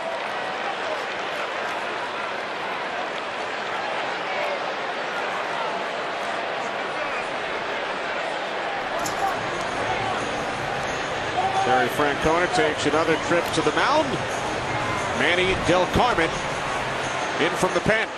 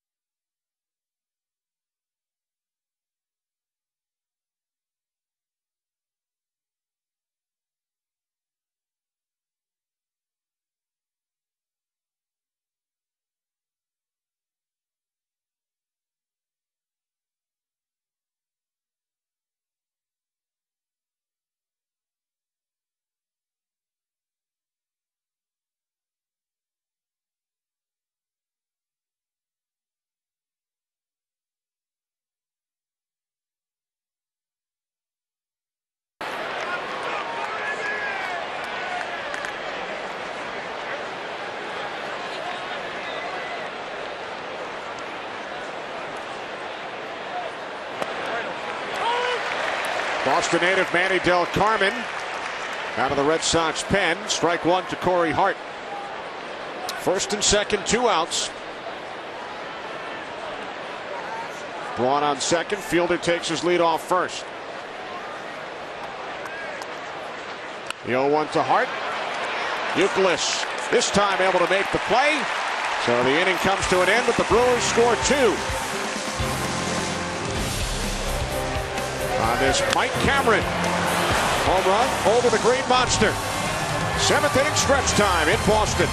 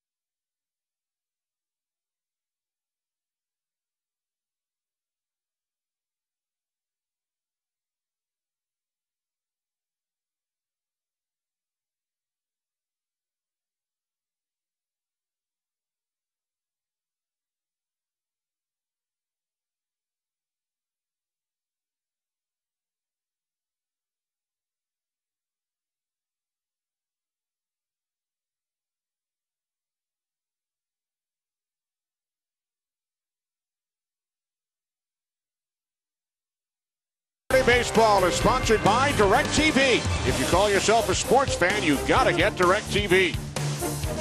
By Viagra. And by Sobe Life Water. Thrillicious. Bottom of the 7th. Here in Boston, Seth McClung in relief of Jeff Suppan, who allowed 4 runs in 6 innings. McClung facing Dustin Pedroia, who went 0 for 3 against Jeff Suppan.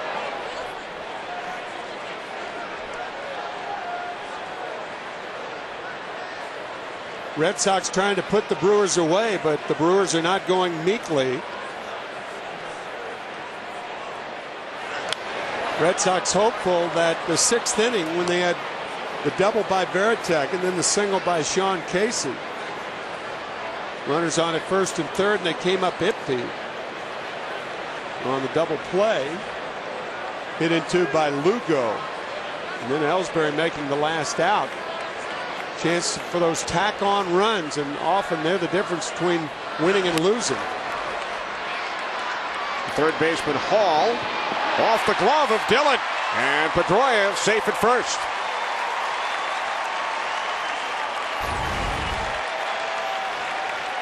Quick throw by Hall, but a low throw hit the heel of the glove of Dillon. And Pedroia's on there on a throwing error by Bill Hall. 6th error committed by Hall this season. Check out Ortiz's career numbers against McClung. 4 for 8 with 4 home runs during McClung's days as a Tampa Bay Ray. Wow. Ortiz with a 3-run shot in the 2nd inning today.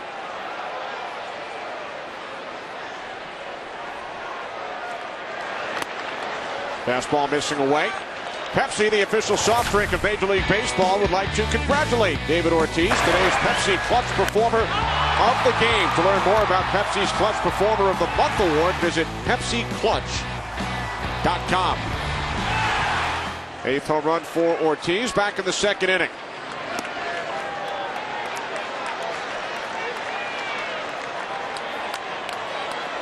So we've had 2 errors by third baseman in the last 2 half innings. One by Euclid, one by Hall. But there's a big difference in a 2-out error by a third baseman to allow 1 guy and a no-out error when you commit it in front of David Ortiz and Manny Ramirez and Kevin Euclid. 3-0 as McClung is obviously being careful with David Ortiz.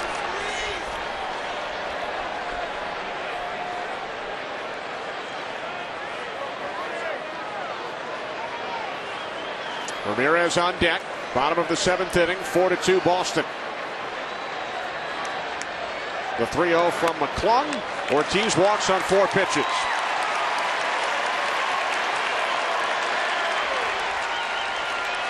Pedroia moves to 2nd. Mike Maddox out for a chat with Seth McClung. And we spoke earlier about those specially marked baseballs. Well, Doug Eddings was talking about it as well.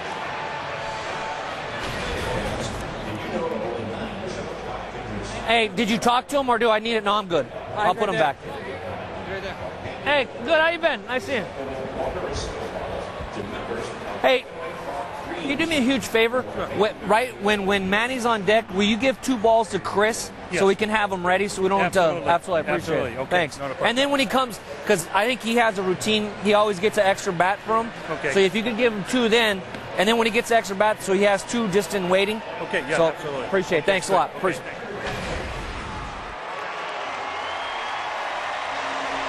Doug Eddings just taking 2 new baseballs with the markings that you were talking about, Kenny, from the ball boy.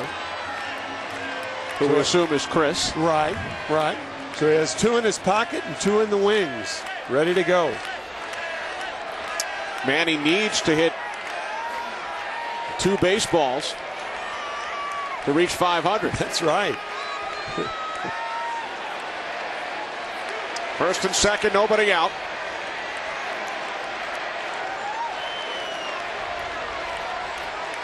Ramirez 4 for 5 lifetime against McClung with 1 home run. Hit by a pitch in the first inning, fouled out in the second, singled in the fifth. Pedroia on second, Ortiz over at first.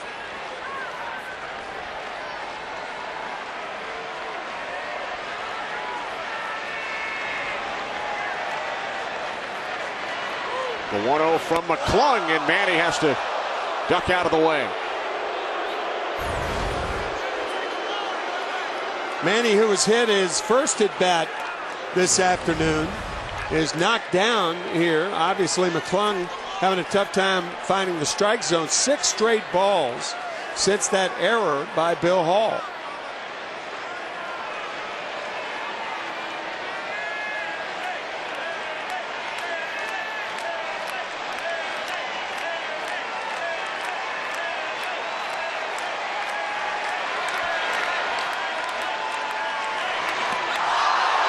Another fastball high and tight.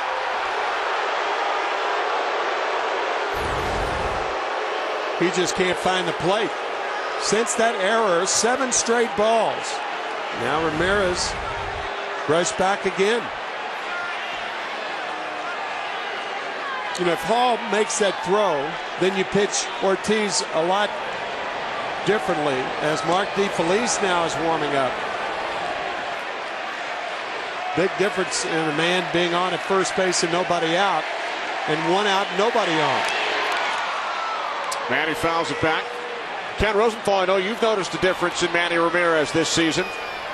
Definitely, Kenny. He has shown more responsibility as he gets a little older, nearing his 36th birthday, and also as he tries to persuade the Red Sox to pick up his $20 million option. He told Terry Francona at the start of spring training, hey, I know I've been difficult at times. I want to be less so this season.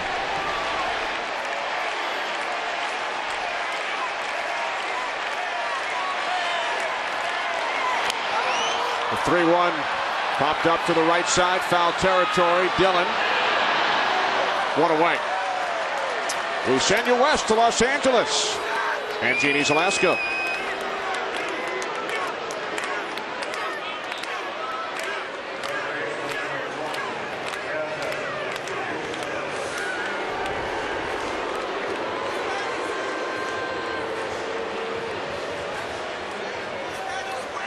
Thanks, Jeannie. Here's Kevin Youkilis with 2 on, 1 out. Youkilis 1 for 3.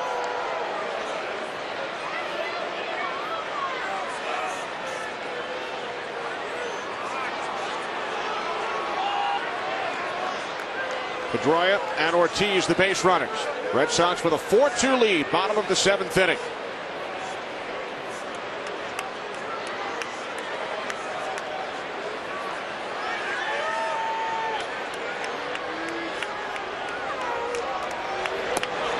Inside to Youkilis. Ball walk. Tim Big Brown, 2/3 of the way to a triple crown. Won the Preakness in Baltimore today. Wow. And next Sunday, the Coca-Cola 600 on Fox.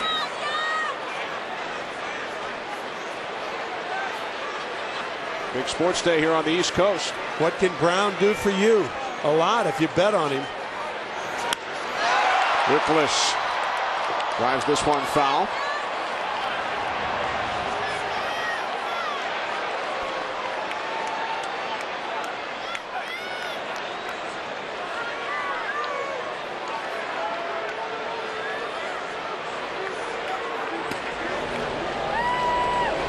Mark DeFelice continues to throw in the Brewers pen.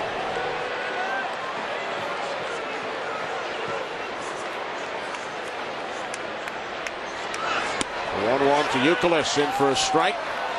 1-2.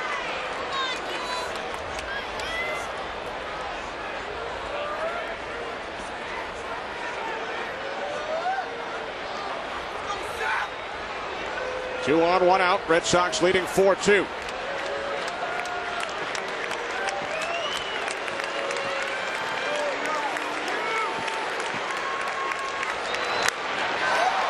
Popped up. Cameron, the center fielder, is under it. 2 away.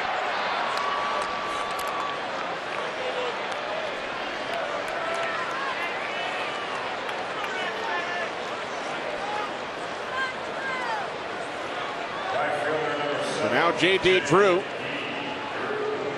walked in the first with the bases loaded, drove in the game's first run. Fly to left, grounded into a double play.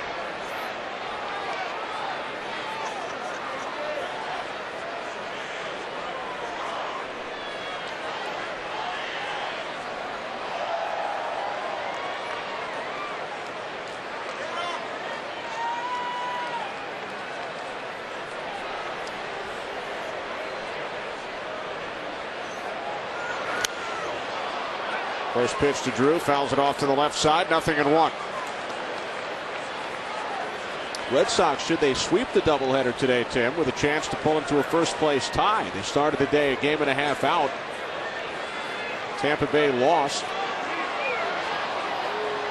9-8 to the St. Louis Cardinals, so their lead over the Red Sox is now 1. Red Sox lead this game 4-2, and they will play another one tonight and another one tomorrow afternoon.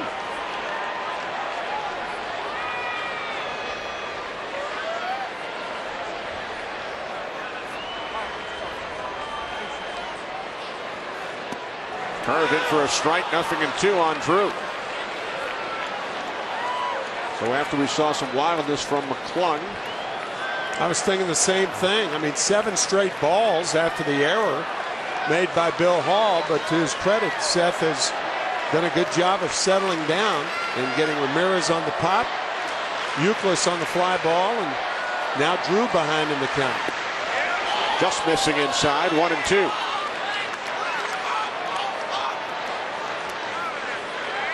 You don't even need to say anything. Sometimes a manager's glare and the look knows that they disagree with the call.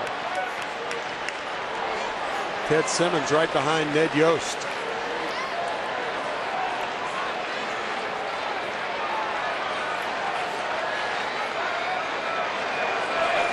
The 1-2 bounce to short. Hardy with the throw across, and the Red Sox strand 2 in the 7th. They lead the Brewers 4-2. Down to Los Angeles and Jeannie Zalasko.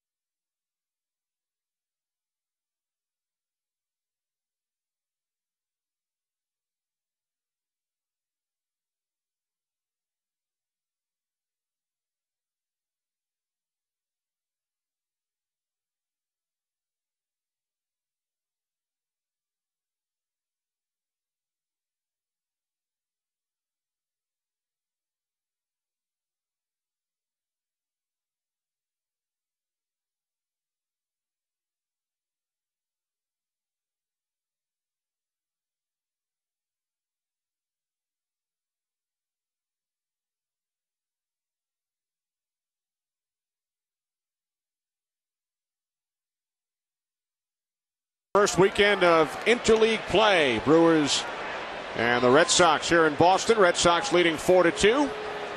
Top of the 8th inning, J.J. Hardy leading off for Milwaukee against Manny Del Carmen. Came on in the 7th. Retired Corey Hart with 2 men on. And the first pitch to Hardy, low and away, ball 1. Joe Dillon on deck, and then Bill Hall. Brewers scored their 2 runs in the 7th following a Kevin Youkilis error. Mike Cameron followed with a 2-run home run over the Green Monster. And in a perfect world, you would think that Terry Francona would want to get Manny Del Carmen through this inning. But if he gets a runner on, certainly, or 2, Papelbon will be in, even though it's the 8th inning. He's not pitched in a week. His last outing was last Saturday to save a game for Daisuke. That was the last Red Sox win. Yeah, right. They've lost 4 in a row since. An off day Thursday, rained out last night.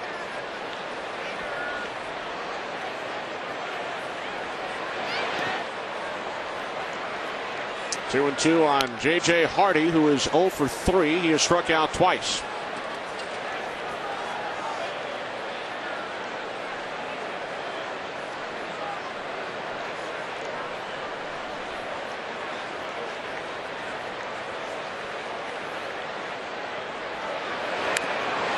Just got a piece of it. Slow start this year for a young man who made his first All-Star appearance last year. Got in the All-Star game in San Francisco in the 9th inning and walked against J.J. Putz of the Seattle Mariners. J.J. against J.J. J.J. against J.J. The 2-2. Julio Lugo, 1 away.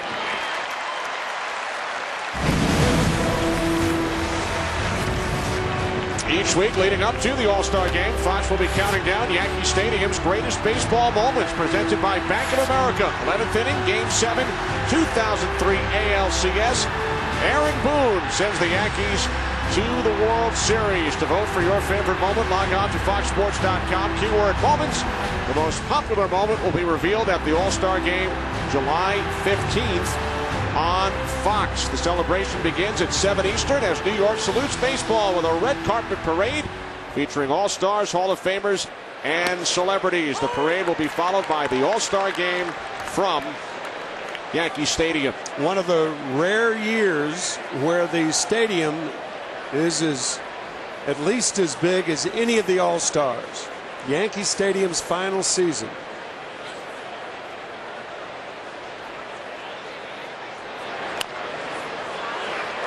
Off the bag, fielded by Youkilis, and the throw pulls Casey off first base.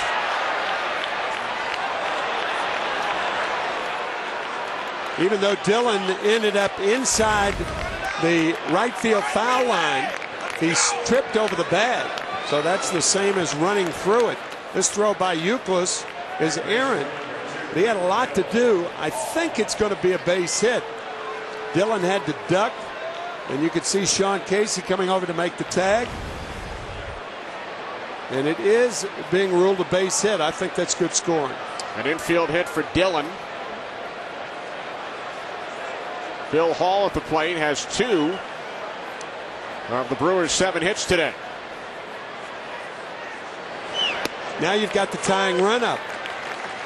If you've got Papelbon in the bullpen warmed up, Bill Hall hits one, pops one against Del Carmen, Terry Francona is going to feel awfully foolish not bringing Papelbon in the game now because he's ready. And as you pointed out, has not pitched in a week. Right. Nothing in 2 on Hall, who has 9 home runs this season. 6 of the 9 have come against right-handed pitchers. He hit 35 home runs 2 years ago. Yeah.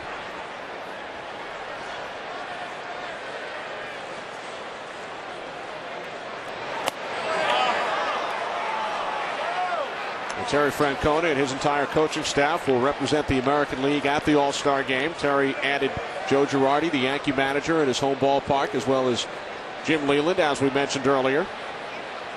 They will be part of the American League coaching staff at the All-Star game. Fastball away. Ooh, that was close. 2-2 on Hall.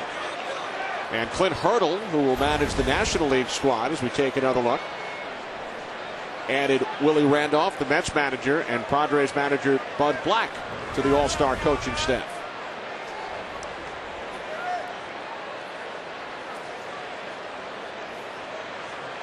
The 2-2 from Del Carmen to Hall, and he pops it up to the right side in foul territory. Casey with room makes the catch for out number 2.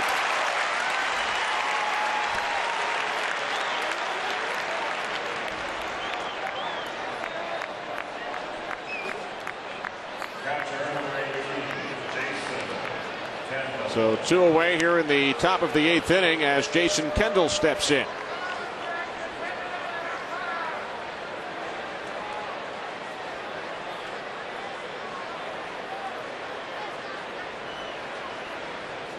Dillon, the runner on first with 2 outs. Red Sox lead the Brewers 4-2. Kendall on the first pitch. Flies out to the right fielder, J.D. Drew. Middle of the 8th, you're watching Fox Sports, home of the 2008 All-Star Game.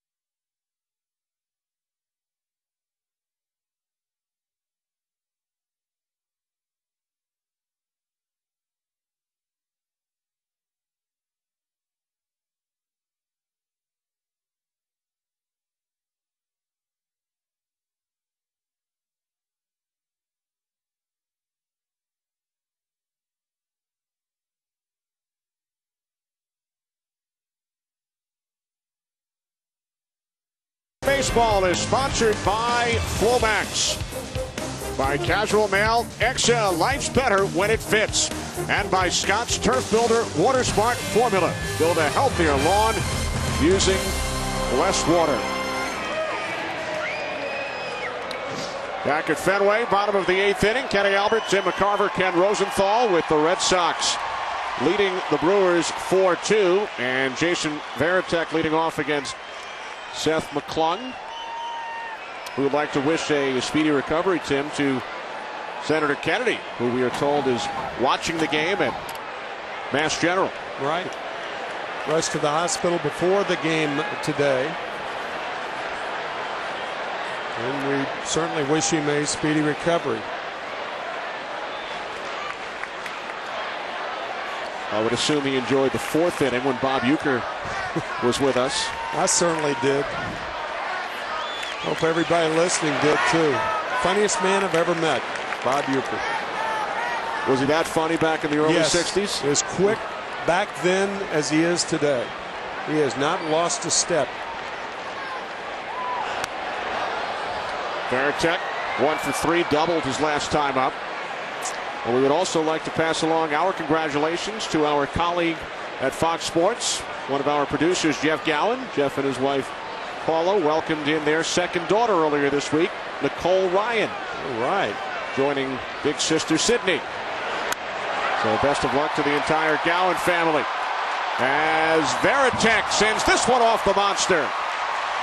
And he is in with a stand-up double leading off the bottom of the 8th inning.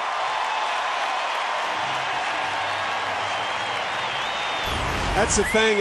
You work that left field wall in tandem, and the more experience you have with it, the better you work it. The left fielder in this situation, Ryan Braun, getting close to the wall, and Mike Cameron backing him up. You can see Braun toward the wall. He'll end up right in there, and Cameron over here backing up the play. A monster double for the captain of the Red Sox. Red Sox have the leadoff man on, Tim, for the 5th consecutive inning. But they have not scored since the 2nd. As Sean Casey takes ball 1.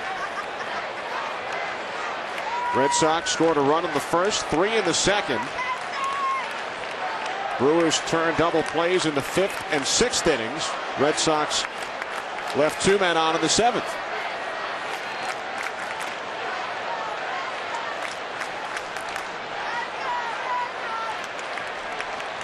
Varitek takes his lead off second.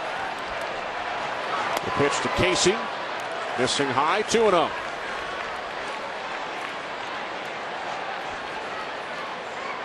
Seth McClung on in relief of Jeff Suppan, the Brewers starter, the former Red Sox, who allowed 4 runs on 9 hits in 6 innings. David Ortiz, the big blow, 3-run home run back in the 2nd inning. 2-1.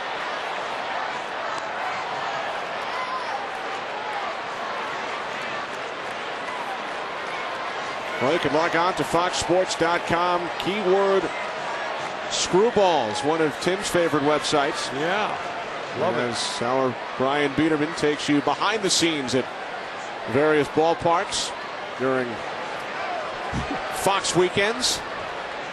One of Brian's fans right there. They're all over the country. Brian has not given us any Screwball t-shirts. At least as far as I know. Have you received one? I have not, no.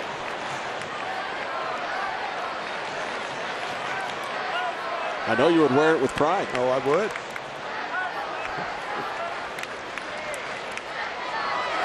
The 2-1 to Casey. Popped up. Shallow left field. 3 Brewers converge on it. And the catch is made by the left fielder, Ryan Braun. Yeah, the catch was made by the right guy, but a lot of times when infielders, outfielders converge, they can't hear one another. You can see Bill Hall reaching up for it, and somehow Braun made the play. I think Bill Hall was wondering how he missed that ball. Braun kept his eyes on it, made the catch. He's made a smooth transition to left field. He has. Much better left fielder than he was a third baseman. He's not committed an error all season. So with 1 away, here's Lugo. Hall plays in at third. And the fastball missing inside, ball 1.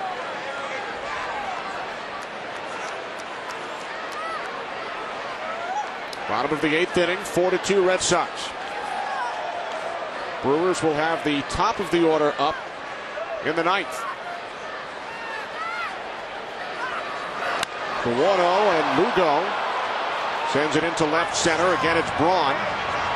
He's under it, makes the catch for out number 2.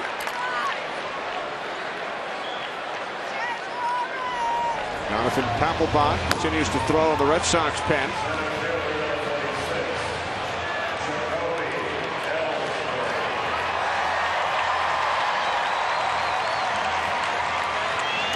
And Seth McClung will receive a visit from his manager, Ned Yost, who will go to the bullpen for the left-hander, Zach Jackson.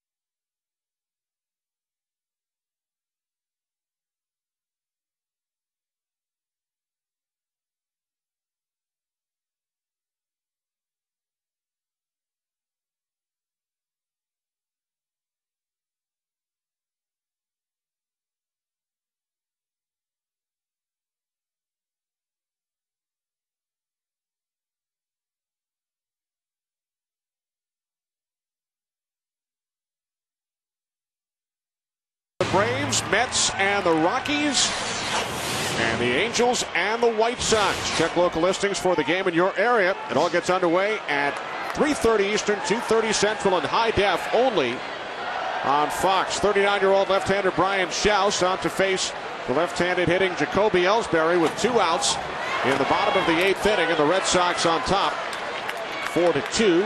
Ellsbury takes a called strike, 0-1. Varitek with a leadoff double. He's on second base. Both Casey and Lugo fly out to the left fielder Ryan Braun. The 0-1 from Schaus. The sidewinder. Now 1-1. Mark DeFelice up in the Brewers pen.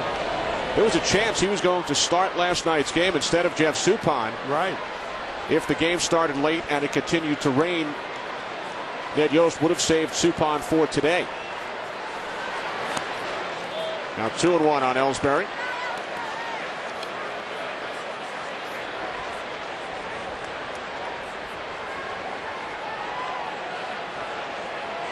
DeFelice has never pitched in the major leagues. He's been in professional baseball since 1998. Sliced into left center. It rolls to the wall. Varitek will score. Ellsbury in with a stand-up double. Drives in his 14th run of the season, extending the Red Sox lead to 5-2.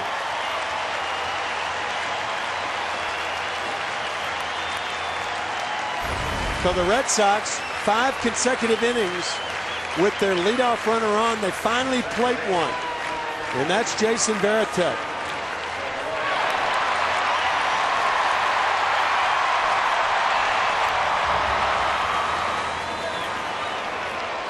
There have been seven runs scored in this game, all 7 with 2 outs.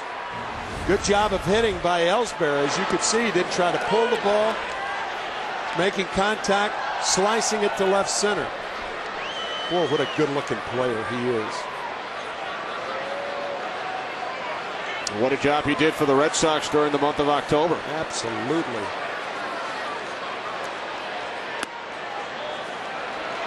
Dustin Pedroia reached on an error his last time up. 0 for 4 today. This Red Sox team is as deep as any they've ever had. They can beat you in so many ways. Offensively, they can do it with speed, with power, with their starting pitching, with their bullpen. Hardy charging, and the throw beats Pedroia, but the Red Sox score a run, and we head to the 9th. It's Papelbon time in Boston.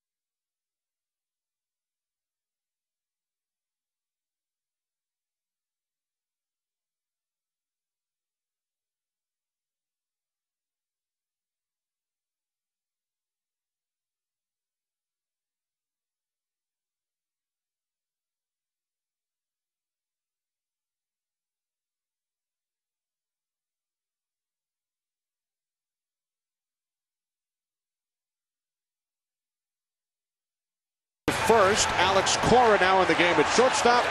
And Mike Lowell enters at third. Jonathan Papelbon on the mound. He will face the top of the Brewers order here in the ninth.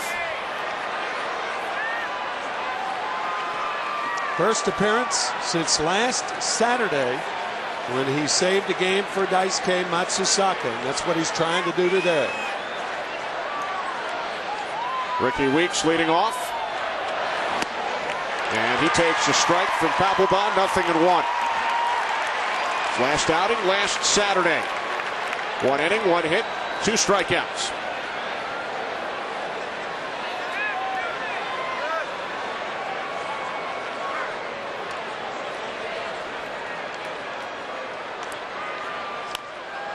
Bounce to the left side. Lowell.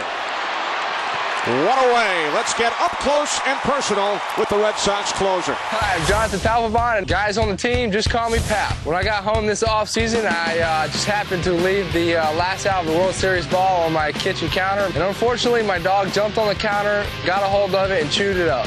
I am an author who wrote a children's book to benefit cerebral palsy. As you can see, it's got a lot of pictures in it. That's the way I like to keep it. And that's it. That's an easy read, his book, because of all the pictures. It's a book that you could speed read, in fact, Kenny. With help from Evelyn Wood. Right, right. What a delightful guy Jonathan Papelbon is. And one thing, the people in New England, just that glare that he has, when that head comes up, I mean, of every young man and little girl in New England emulating Jonathan Papelbon.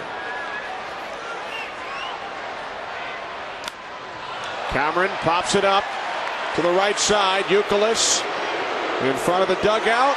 Makes the catch, leaning over into the front row. Cameron is retired. Red Sox 1 out away. Good play by Youkilis. To the wall, knows where he is, leans in to make the play. Very nice. So the Brewers down to their final out. Great job by our entire crew here today in Boston. Our producer Pete Macheska, director Bill Webb, associate director Fran Morrison, broadcast associate Brian Biederman of Screwballs, our technical producer Sid Drexler, technical director Jonathan Evans, studio show produced by Don Bowie, directed by Bob Levy, the associate director Stephanie Medina. Coordinating producer of the studio show is Scott Ackerson, as Ryan Braun squares to bunt and takes ball 1. Studio technical supervisor is Jack Simmons. The senior producer of Fox Sports is Bill Brown. The executive producers are David Hill and Ed Gorin. Thanks to Marty Aronoff, Dave Schwabe, and Wayne Fiddleman as well. 2 outs, top of the 9th inning. Papelbon to Braun. And a drive deep left field over the monster. Home run, Ryan Braun, his 11th of the season. How quickly did that ball get out?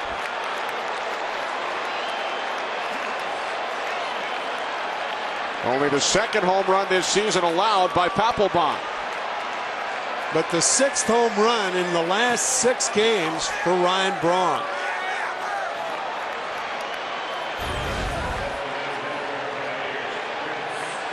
Ball cannot get out of a ballpark any quicker than that fastball did from Papelbon.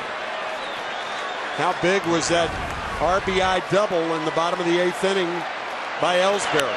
I was just thinking the same thing. Fielder, a bloop, and the catch is made by the shortstop Cora with his back to home plate over the shoulder. The Red Sox win the game 5-3. How about that? Terry Francona makes 2 defensive changes in the 9th inning. Mike Lowell at third, great play for the first out.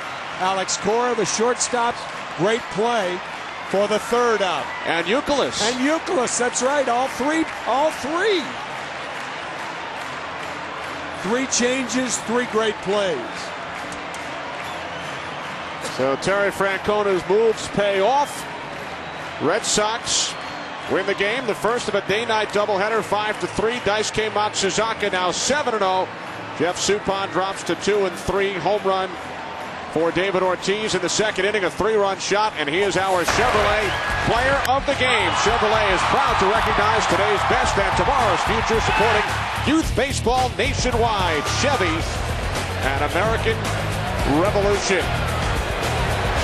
For more on today's game and for the latest in Major League Baseball, log on to foxsports.com, powered by MSN. Red Sox break a 4-game losing streak. Brewers have dropped 3 in a row. For Tim McCarver and Ken Rosenthal, this is Kenny Albert saying so long from Fenway Park in Boston. 5-3 Red Sox over the Brewers. We send you west to Los Angeles and the Fox Network Center. Here's Jeannie Zalesko.